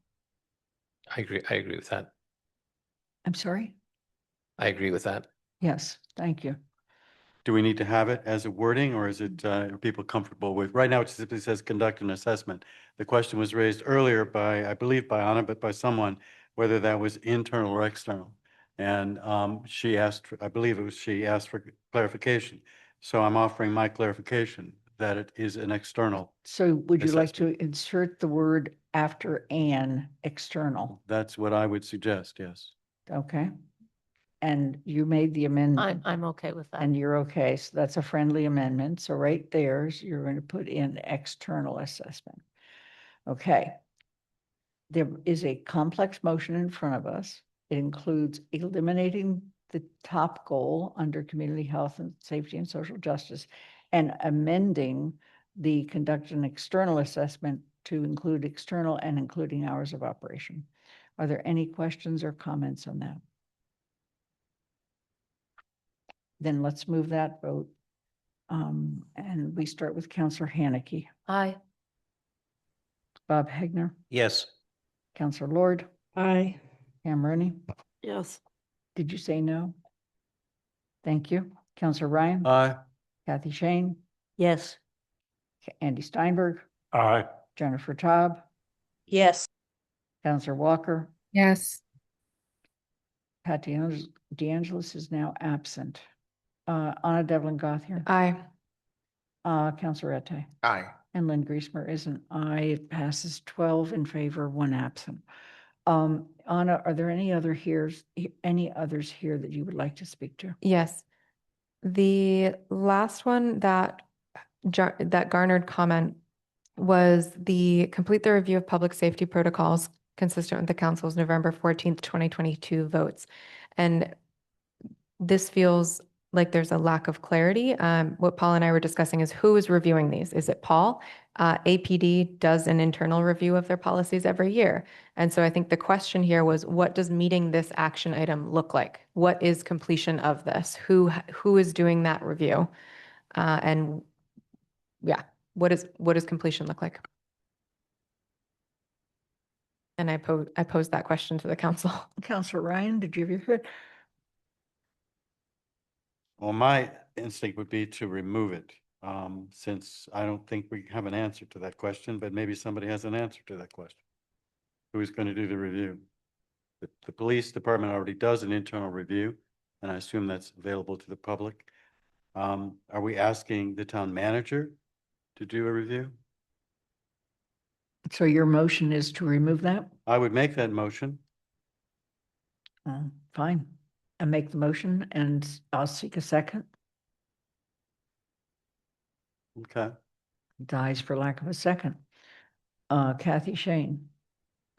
When this, way back when a report came to us, LEAP had identified several protocols that you could go directly in. And my understanding is the DEI director was supposed to go, and they had a list of them, and it just never happened. So you're asking for more specificity. There was some, I'm fine with removing this, but there was a specific set, and it was wording and what to do in particular, and they flagged several in a report to us. And I don't think that review was ever done. I mean, there was a whole report section on very specifics. So there was sort of a guide on where to look. I'm not, my memory is not going to be able to give me you specifics. I don't mind removing this, but we had said the DEI director was going to be doing this. Okay. You know, so it wasn't an outside, it was with the guidance of what kinds of things you were looking for. Thank you. Councillor Haneke. Yeah, if my memory serves me correctly, this was a goal for this year. And so I'm confused by Anna's report that it's done every year.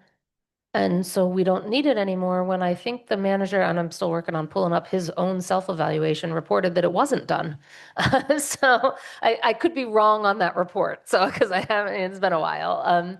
But, you know, and as with Kathy said, they are specific, the 22 votes. So I'm also confused. If the police department does a review of protocols every year, and this was voted in November of 2022, why weren't those specific ones that were voted in November of 22 actually reviewed between November of 22 and December of 23? And why is the manager still reporting them undone then? Such that we're still potentially putting them in these goals. I'm going to ask the town manager to speak. Yeah, so what the police department does is they review all of their policies every year, and they went through accreditation where all the policies were reviewed and approved through the accreditation process. These are police policies, not town manager policies, not town council policies, or police policies. So in their minds, they've accomplished that. And I think that's why I reported my self-evaluation. I don't think I have it with me, but. Anna, you had your hand Okay, up. I've answered my own question. So I went back to the vote that is referenced here. And the motion at that point was the town council requests that the town manager, working with the DEI department and other staff, and then it lists a number of things like Kathy referenced. And this one says, organize a review of public safety protocols for responding to and handling public safety calls involving all residents, including minors, in order to recommend changes to these protocols as if appropriate. I think that where this has gotten confusing is we've had it in here for a while and we reference that vote, but we don't include those words. So I think that if this council is going back to that vote and saying that it's the town manager working with the DEI department and other staff, that we need to clarify that in the language of the goal. And I'm happy to propose an amendment if that would be helpful. But I wanted to, I opened up a can of worms a little bit, but maybe it's helpful. Our initial language did say town manager working with the DEI department and other staff. George, Council Ryan, do you have your hand up? Well, we're going to need something. I think this, as it's written, is simply not going to work. So perhaps we need to hear Anna's proposed Anna, amendment. do you want to propose your amendment? Sure. Okay. I move to amend the action item with the following language. Consistent with the council's November 14th, 2022 vote,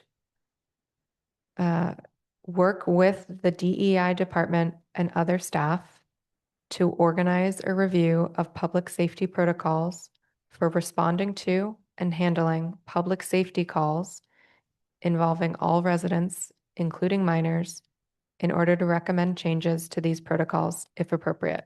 I think I can send you the link to the language. That'd be great. Yep. Thanks. Is there a second? Second, Rooney. Okay. Let's go and please put the wording up again. I am sending it to her, sorry. It's going to take, everybody count to 10 and breathe. Please. Maybe 15.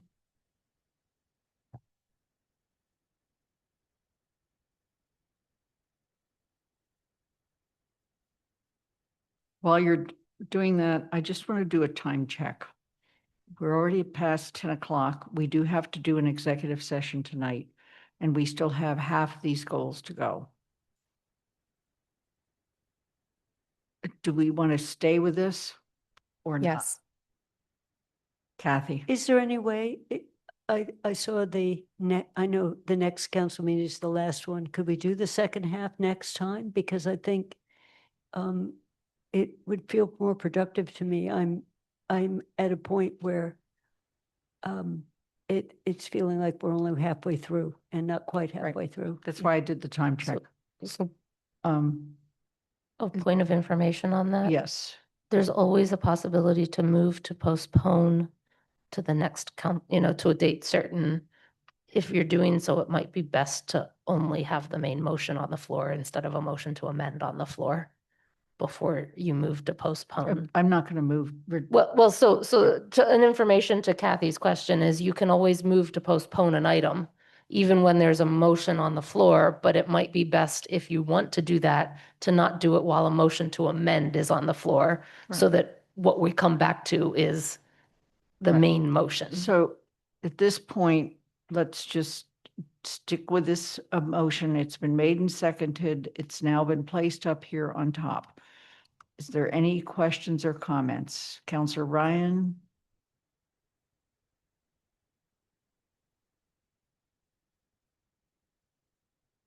So the recommended changes to these protocols made by DEI and staff would go where? They would go to the town manager, they would go to the police department, they would go to the council.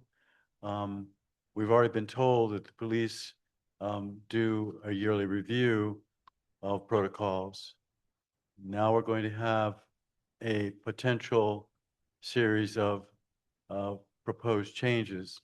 And I guess just asking, to whom do those changes go? Do they go to the manager? Do they go to the council? And by what authority can we change protocols that are created by our public safety personnel? Paul, did you have a response to that? Yeah, so what this calls for is a review. It doesn't call for a change. It depends who owns the policies. So certain policies are owned by the town manager, some are owned, but the council has its policies. The police chief and fire chief have their own policies as well. And it depends who owns the policy and it depends how they get changed. So it has to go back to the organization or the part of the organization for whom it is a policy. Well, the word is used as protocols. Maybe I'm quibbling and it's late, but I think there is a difference between a policy and a protocol. Protocols tend to be fairly specific and action driven. Policies are broader. I think we're talking about specific actions or procedures, if I'm not mistaken. But whatever we call it, in the end, the manager is saying that it depends on whatever procedure or protocol or policy we're talking about, how that may or may proceed. But I would just point out that I think we're talking about protocols here. At least that's the language we have in front. That is the language that is up there. And that is my understanding is fairly specific and action oriented. This is what you do in this situation. This is what you do in that situation, as opposed to a policy. Paul? I think it's the same thing, actually. Quibbling? But Okay. our policies are very detailed. They say if you stop your car, you must put your flashers on. It's that level of detail, and that's called a policy. And there are also policies that CRES has that would be reviewed. So should the word be policies versus protocols? I think you're trying to align it with the original Yeah. vote, so. That was the language from the original vote. Okay. All right. The motion's been made and seconded. George, any other comments? Pam Rooney? Yeah, I had one question, and that is, as it's written here, would we know if DEI has suggested a modification to protocols or policies? And would we know that they in fact were enacted? I assume we could have that in the town manager's report, like everything else that he reports on. Are you looking for a special report? I think the intent of the 2020, 2022 request was that there was concern that perhaps there were protocols that were not supportive of people who felt unsafe in the community with police presence. DEI was tasked to help review those protocols to make sure that, in fact, people would feel safe and supported with the particular protocols in place. So my question is, how do we ever know if DEI has an impact on the correction or the tweaking of a protocol to make something meet that goal? So I don't have a Counselor, magic answer Counselor, for that. Counselor Ryan said, who gets the report or who gets the information? Is it the town manager? Is it the police chief? Is it the council? I'm essentially asking, I guess, the same thing. Okay, who gets the report versus who changes their policies are two different questions. If you want the report to be in the town manager's report, an update on a regular basis, that can happen. If in terms of who then changes the policies, that we clarified that policies belong to various departments and they have to change them. If you want to report on that, you can also ask for a report on that. I didn't hear that, I'm sorry. So it's essentially up to us as a council to ask for that kind of report if we want it. Yes, do you want anything in this motion to ask for? And we're doing that by putting this as one of the action items for if it's a goal or an action item, then we're going to get reports anyway.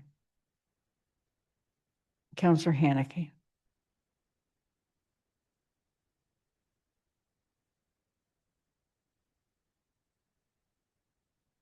So we had this goal, as this would be amended, nearly identical in the current fiscal year. 7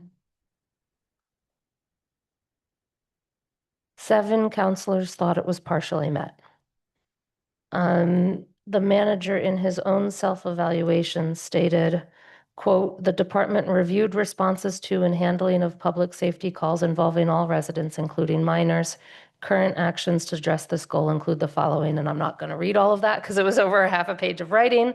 An annual review of the police department's rules and regs is conducted to ensure that they are considered best practice and aligned with town personnel procedures manual. And then he goes on about racial profiling, use of force, and pretextual stop reviews, and says that the department is expected to provide a specific review of those 3 identified policies by the end of the calendar year. So I'm looking at this and saying it's worded exactly the same. When you read the self-evaluation, I would say he believes he's completed it. The council believed he partially completed it by majority of counselors. Yet it's the same wording. What didn't he actually complete of it? And I guess I'm considering, at what point do we say he's done and stop putting it on here? If they reviewed every year and he believes it's done, at this point, I'm ready to remove, remake the motion to delete that George didn't get a second to because I didn't have time to necessarily second it because I was still thinking about it. Because I don't see with this wording how the council will ever say we're done with it, because we're struggling with, well, what happens if they review them and don't change them? Are we done with the goal or not? If they do review it and change it, are we done with the goal, or did we not like what they changed? It just says organize a review. He's stated he organizes one every year. We haven't gotten necessarily the information maybe that we're looking for about what was the result of that review, but he did provide some in his self-evaluation. And at this point, maybe we need a different goal that's completely different than this if we're still worried about public safety policies, than continually referring to a November 22nd, 2022 vote that the manager in his self-evaluation believes has been met, and we believe as a council has been partially met. So I'm going to go back to Anna. You made this motion. Do you want to withdraw the motion? No, because I believe that when the town manager spoke to this in his self-evaluation, when he said the department, I believe he was referring to APD. And so I don't think that this goal has been met due to a lack of clarity in the goals. So I am not interested in withdrawing this motion. Okay, so the motion's been made and seconded. The motion on the floor is to have this as stated on the screen. Councillor Ryan.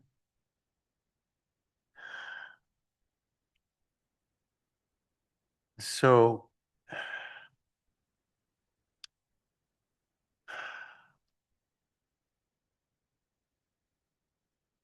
I'm wondering if, for those who feel that somehow this has not been met or not been met adequately, at this point, the means of addressing that are much better done in other ways than trying to fine tune and wordsmith a goal in a goals document.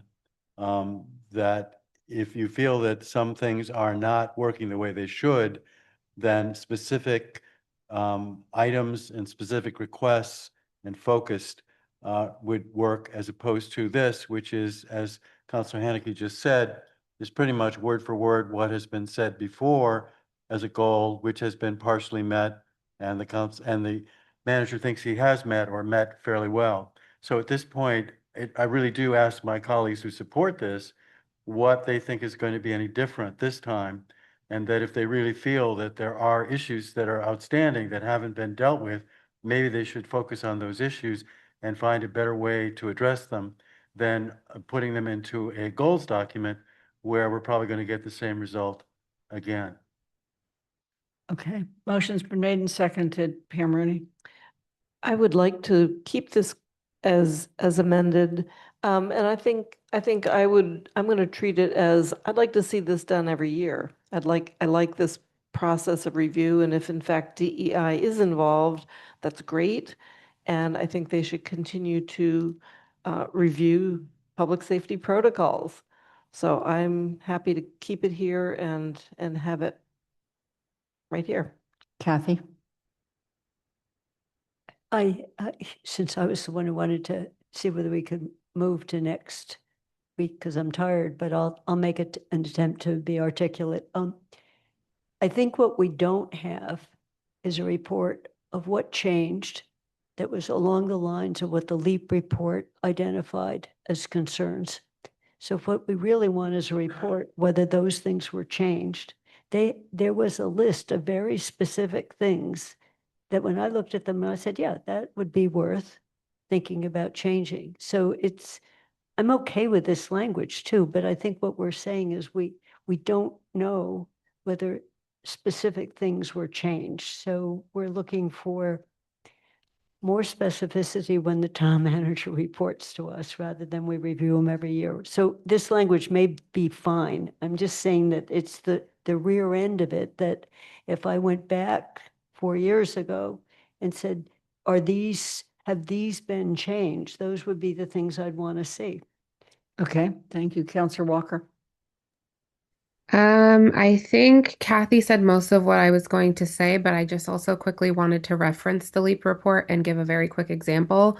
For example, when referencing our use of force policy, it has very clearly listed issue. The current APD use of force policy is not easy to understand, clear in its guidance to officers, or reflective of the police and community goals. It leaves the town open to liability and negative outcomes if officers use force.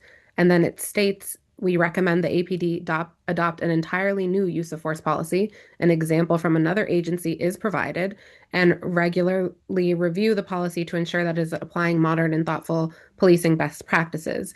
And then the question would be, have we ever looked at our use of force policy? Did we look at the recommendation that was provided from another agency? Have any of these things been updated? So like we still don't know the answer, and this is listed for multiple different policies that we have with recommendations and what the recommendation is looking to address within our current policy. And so I think if anyone needs clarity, I'm okay with keeping this language, but we can reference the LEAP report because I think that's sort of the missing reference. Do you have a place where you would like to insert the LEAP report? Maybe while I look, you can take George's question because I think it was in specific response to his concern. Councillor Ryan? So I like this idea, and I think referencing it makes sense because it provides the specificity that I'm suggesting we're struggling to get. So what if it began in light of the league report, and I don't know if we have a specific date for that, and consistent with? Okay. So you could begin that way. You could say in light of, yeah. Will you take that as a friendly amendment? Sure. It's getting a little long, but yep. Think about it. So let's try to get it in here, and then we're going to finish up on this, and then we're going to come back to goals next week. Please, yes. But No, I'm sorry. want I to have to be finish after this discussion. let's try to make the amendment into here, George. So the proposed amendment would be in light of the league report, but that needs more specification. Someone who knows that title would thank anyone. What is the title of the report? It's capital L, capital E, capital A, capital P. The League of Women Voters. No, that's Just- not. It's a, Thank you. it's a whole different thing. LEAP. LEAP, thank you very much. In light of the LEAP report. And And if it you has a would, specific date? right, if you would just put a parentheses after the word report, and we'll just put a TBD. Fill in the We'll date. do the date. Okay. Okay? Hmm? Sorry, if there's only been one LEAP report, can we just say LEAP report? Yep. All right. Is that a friendly amendment and accepted, Anna? Yep. And the Yes. seconder? Was Pam Rooney. Okay, thanks. Are there any other questions or comments on this motion to amend? Counselor Ryan? Okay, we're going to move to a vote. I believe we're at Counselor Haneke, Aye. Bob Hegner, Aye. Counselor Lord, Aye. Pam Rooney, Yes. Counselor Ryan, Aye. Kathy Shane, Yes. Andy Steinberg, Aye. Jennifer Taub.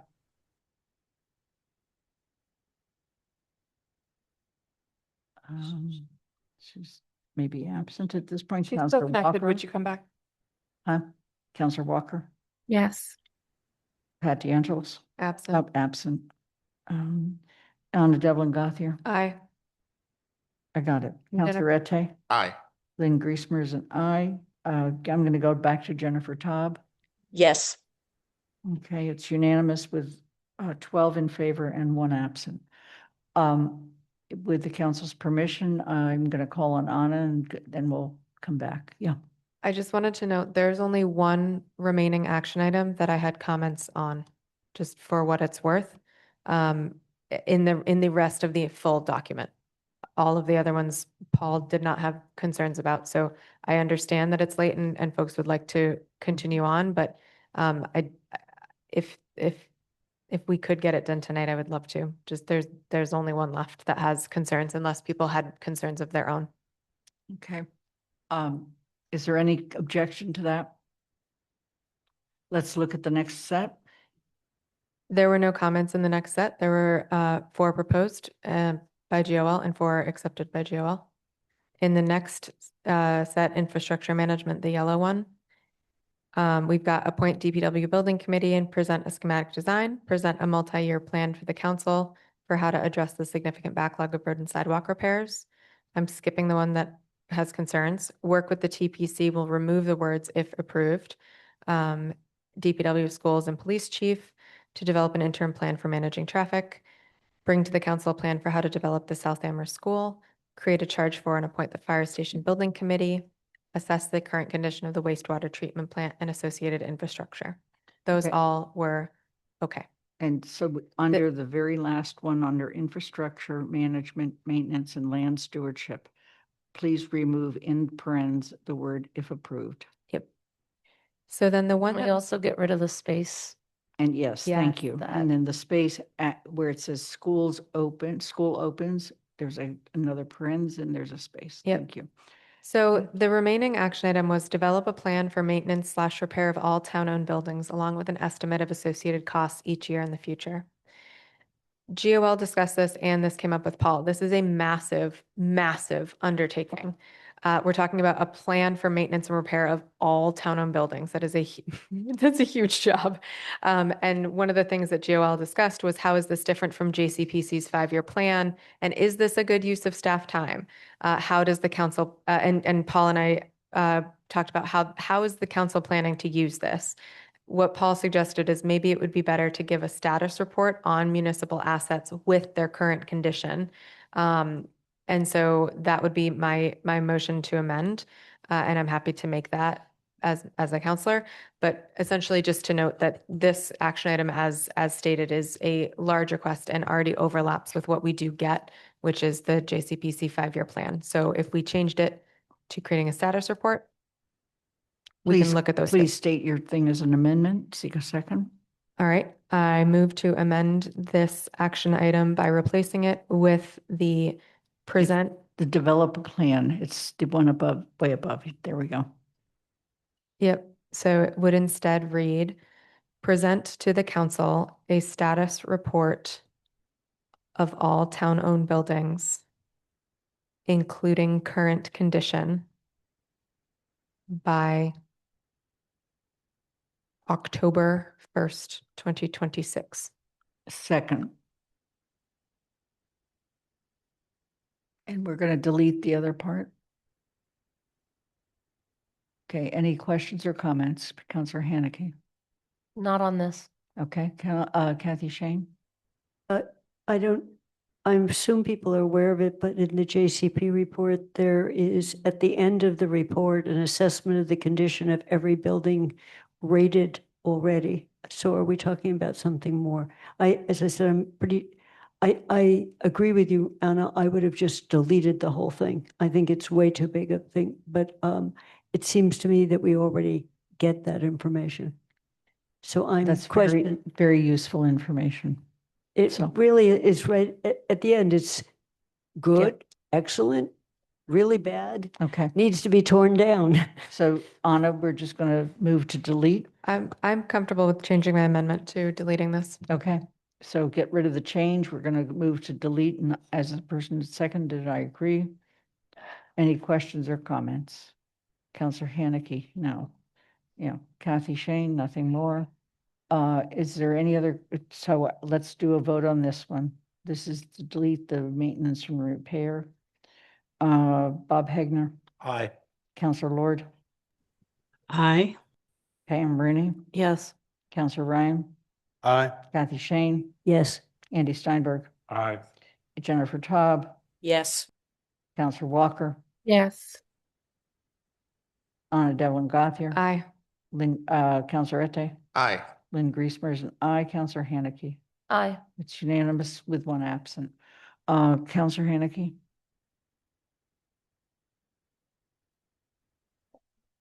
A couple of just comments. Can we make sure we see the first infrastructure management one? The South Amherst School, I was hoping we could add the word South Amherst School site because the way it's worded now, it's developing the school, but you're really trying to develop the site, not the school. I think we should take that as a friendly So I'm amendment. hoping that's a friendly amendment.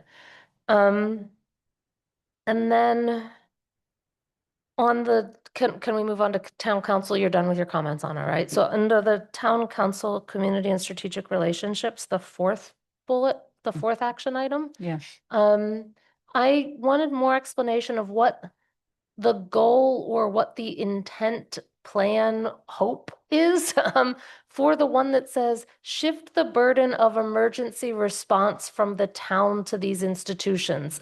Is that, fee structure, like, are we intending to say, oh, hey, we're not going to respond to fires on UMass and Amherst's campus? Like, what is the intent of what burden are we shifting and how are we shifting, or what are we trying to do? Reimburse exploration of fee structure to reimburse the town for expenses associated with students to cover expansion of fire EMS department, students that are on campus, students that are off campus, fire departments. You can't actually charge for responding to fire in Massachusetts. It's against the law, I believe. So, I don't know how we'd structure any of that. I just need more explanation. And I'd like to hear in some sense from Paul too, about what his thoughts on this one are as to how he'd go about meeting this. Paul? So two things on that. One, what I read this as being is that looking at the emergency medical services responses, are there things that the university could be doing to lessen those requests? And there's a lot of different, and this will be part of our overall discussion about staffing for AFD as we go through this. This is one of those, there's a lot of different strategies. It's not just finding more money, it's also reducing the time that we spend on things. So in terms, that's how we really look at that. I mean, that's how I'm looking at it. And then if there are things that the colleges and university can do in addition to what they're already doing, which would be part of the goal of looking into the strategic partnership agreement. So the university is going to be buying us a new ambulance. They've already committed to doing that. So it's that's how I look at it, is what else can they be doing? You know, I'm not looking at I think those are things that I had envisioned. Counselor Haneke? Does your envisioning include exploring a fee structure to reimburse? I guess that's the EMS side of it that you talked about. Okay, not the fire side necessarily. Okay. Okay, Bob Hagner? Yeah, I have a comment on a different item, so. Okay, let's stay on this one. Andy Steinberg, anything on this one? Yeah, this might be a friendly amendment, but given what the town managers just said, why don't we amend it so it says emergency medical responses? Okay. It's a friendly amendment after. I would prefer to keep fire Okay. as well. All right. Andy, we prefer to keep it as it is. Emergency, both fire and medical. Okay. Fine. Thank George, Counselor Ryan. I still have a problem with to shift the burden. I don't really know what that means. It sounds like it means we want you to carry the heavy load here. Perhaps it should simply say to help share the burden or to find ways to share the burden. I don't know what to shift the burden from the town to these institutions means. I think I understand what it means in a sort of, general sense, but maybe nobody's bothered by that, but I find that phrase problematic. So do you have a amendment? The language would be the effect of to share, to help share the burden. Or I don't know. Work but with UMass and the colleges to create more collaboration. Counselor Ryan, are you suggesting lessening the burden? I don't even like the word burden. Okay. Yeah. I would simply say to share the To cost, share. to share the burden of, I mean, it's not just cost, Paul mentioned, staffing as well, but that becomes cost as well. So I don't want to quibble it's late, but the language I think is somewhat problematic, at least I see it as. So to share the burden is what I would suggest. To share the burden of Fine. emergency. Or to better response. share, Including- more equitably share. Excuse I don't know, me. any thoughts? We're wordsmithing, I know, but Share is nice and I think covers everything that you're trying to do. If we accept this as a friendly amendment. I do. Thank you. I'm going to go back, so we're done with that one. Andy, Bob Hagner. Sorry, point of order. Counselor Ryan, I deleted this, or would you prefer response with from the, are you okay with this deletion, or do you want to reword this part? yes, I agree with that. Thanks. As a seconder to the main motion, I'm okay with that as a friendly amendment. All right. Bob Hagner. Yeah, I want to go back to infrastructure, the one on the wastewater treatment plant, and ask Paul whether you can do this, complete this in this year. I don't think you can. I think it's maybe provide an update. Yeah, I don't think it'll be finished in 2026, but we do have the funds to do it, so we'll have a pretty good start on it. Mhm. So do you want to amend that? Maybe just say provide an update of Or- instead of assess. Begin assessing?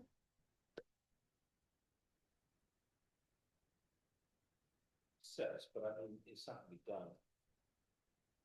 So that's what I'm saying. Can I clarify, Bob, are you saying that the assessment will not be done? I'm saying, yeah, the assessment will not be done by June 30th. Could Paul? they begin assessment? Yeah. Begin assessment of. And do we accept this as a friendly amendment? Yes. Yeah. Okay. Are there any other amendments? Well, it says to present a plan, and that's not going to happen either. I changed the wording, Oh, Counselor, thank you. to begin assessment of the current condition of the wastewater treatment plant and associated infrastructure, including pumping stations and sewer lines, and present an update that will address these issues. Is that acceptable, Counselor Ryan? Thank you. Okay. Are there any other questions or comments? Bob? You have your hand up, Bob Hagner. You have your hand up. Voting? Not yet. Just, No, I'm- you have your hand up. Thank you. All right, the original motion is to Counselor adopt. Rooney has her hand up. I'm sorry. Counselor Rooney. I'm has- sorry, Pam Rooney. Myself. So the item here, which is create a charge for and appoint fire station building committee. What if the DPW building committee does in fact come up with the suggestion that there could be a co-located facility? Do we need to adjust the item that says appoint the DPW building committee, present a schematic design to the council by October 1st? Do we want to include the possibility of fire station as well? No, If that comes to be, the council could vote to amend the goals at that time. thank you, Anna. The council could vote to amend these goals if that comes to be. I agree. Any other questions or comments? We're going back to the original motion. The original motion is to adopt the 2026 town manager goals as amended. There, a second? Yes. Yeah, that was the second. Okay, and so we're going to begin the vote with Bob Hagner. Aye. Counselor Lord. Aye. Pam Rooney. Yes. Counselor Ryan. Aye. Kathy Shane. Yes. Andy Steinberg. Aye. Jennifer Taub. Yes. Counselor Walker. Yes. Pat DeAngelis is absent. Anna Devlin Gothier. Aye. Counselor Ette. Aye. Lynn Griesmer is an aye. Counselor Haneke. Aye. It's unanimous with one absent. There's one other action item, and it's the calendar. And if you want, I can wait till next week. Let's do it. Let's do it. Okay, to adopt the 2026-2027 Town Council meeting schedule as presented, and in your packet is one that included the yellow for a couple dates that needed to get changed to words. Second. Pam Rooney, your question. Then take your hand down.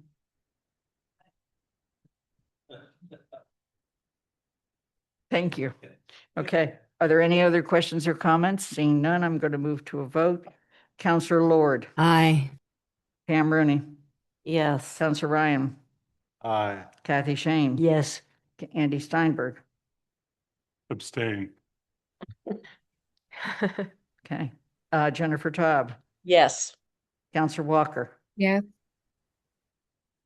Pat DeAngelis is absent. Anna Devlin Gothier. Aye. Counselor Ette. Abstain. I think it's because they won't be here.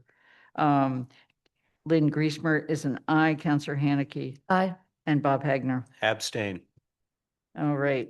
So we have, I guess that must be 11 people. No, 9 people. Thank you. 9 people in favor, 3 abstentions and 1 absent. Oh my God. Okay. I'm going to move to enter into executive session pursuant. Point of order. Yeah. If we're not coming out of it, this is our last chance to put on agendas carryover items we want to Thank vote on you. not carrying over. Very So I would good. ask that we do that before we move into executive session. That's a very good point. Are there any committee reports or liaison reports that people feel they need to make? I'm seeing none. No minutes, anything, Paul, town manager? No? Counselor comments, let me just, you have a carryover, you had 4 carryover reports. I tried to summarize it. If you'll put the memo up on, they can see all of the items.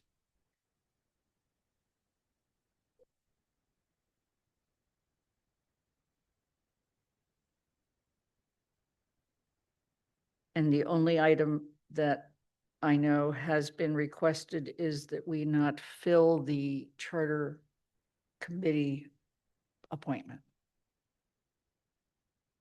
These are, all you're doing now is requesting items. Counselor Haneke. I would request one thing for a vote to not carry over, which is the GOL legislative process guide. And I would request that, I believe 2 of the 4 carryover memos included the actual dates of the minutes that have not been passed. I would request that the other 2 carryover memos put the actual dates in so that the committees have a record of which dates they're looking for minutes of, Thank you. instead of just undone minutes. I totally agree. Any other questions about that? All right, so I have 2 carryover items for next meeting's agenda, which brings me to the discussion of the 15th. Are there any other carryover items that people want? On the 15th, you'll see what's in front of you. We might go ahead and put that back up again. And Paley Village may actually not happen. But the rest, and obviously we've done financial guidelines, we've done town manager goals. I have to have a press release. We do the carryover reports. Anything else? And then we've also attempted to put together at least the beginnings of the agenda for January 5th.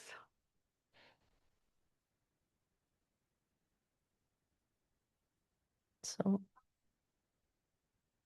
I'm sorry, Councilor Haneke. I'm wondering if Heatherstone Roundabout is coming back for this session or next session. It's going to I be know- next session. Okay. I just didn't know because you guys did hold the D2 meeting. And I didn't, do you think we need to, we should probably include it in a carryover memo, but I've got it on the list, okay? It should be in someone's carryover memo then, or Probably on be some future agenda item list. Yeah. It's down here at the bottom. Yeah, I have it in there, but it's not on anybody's. It's not on any carryover list Because it's. because it's not in committee. It's in it's in the council's court right now. Yeah. It's just in the council. So it would be up to whoever the president is in 26 to. I'll write a carryover memo. How's that? No, Yeah. or just some sort of, Yeah. at the end of the January 5th Yeah. one, something. I have a lot of comments on the January 5th one. I am happy to leave them to next week, given the lateness of it, because I don't think it's important to do them tonight, but I that's do have a fine. lot of comments on Great. that. That's fine. And any other comments, please? Okay, are there any other questions or comments about future agenda items, carryover items, anything like that? No? Okay. We're going to go into executive session. I'm going to make a motion and we are not going to return to public. We will vote on the 15th on any decisions we make in executive session. So I'm going to, Councilor Haneke, you have your hand up. Councilor Lord? Is there a separate link to enter into? Yes, you will be getting that momentarily, okay? But don't leave until we vote to go into executive session. To enter into executive session pursuant to Mass General Law, Chapter 30A, Paragraph 21A2, to conduct strategy sessions in preparation for negotiations with non-union personnel, Town Manager Paul Bachman, Mass General Law, Chapter 30A, Paragraph 21A2, to conduct contract negotiations with non-union personnel, Town Manager Paul Bachman, and Mass General Law, C 30A, paragraph 21A7, to approve executive session minutes of February 10th, 2025, December 2nd, 2024. The council will not return. Is there a second? Second. Thank you. So you are now. We need to vote. Oh, yeah, we do need to vote. Okay, Councilor Pam Rooney. Yes. Councilor Ryan. Councilor Ryan. Aye. Kathy Shane. Yes. Andy Steinberg. Yes. Jennifer Taub. Yes. Councilor Walker. Yes. Pat DeAngelis is absent. Anna Devlin Gauthier. Aye. Councilor Ete. Aye. Lynn Griesmer is an aye. Councilor Haneke. Aye. Bob Hegner. Aye. Councilor Lord. Aye. We're going to get another link and we'll all be coming back on. Don't go away.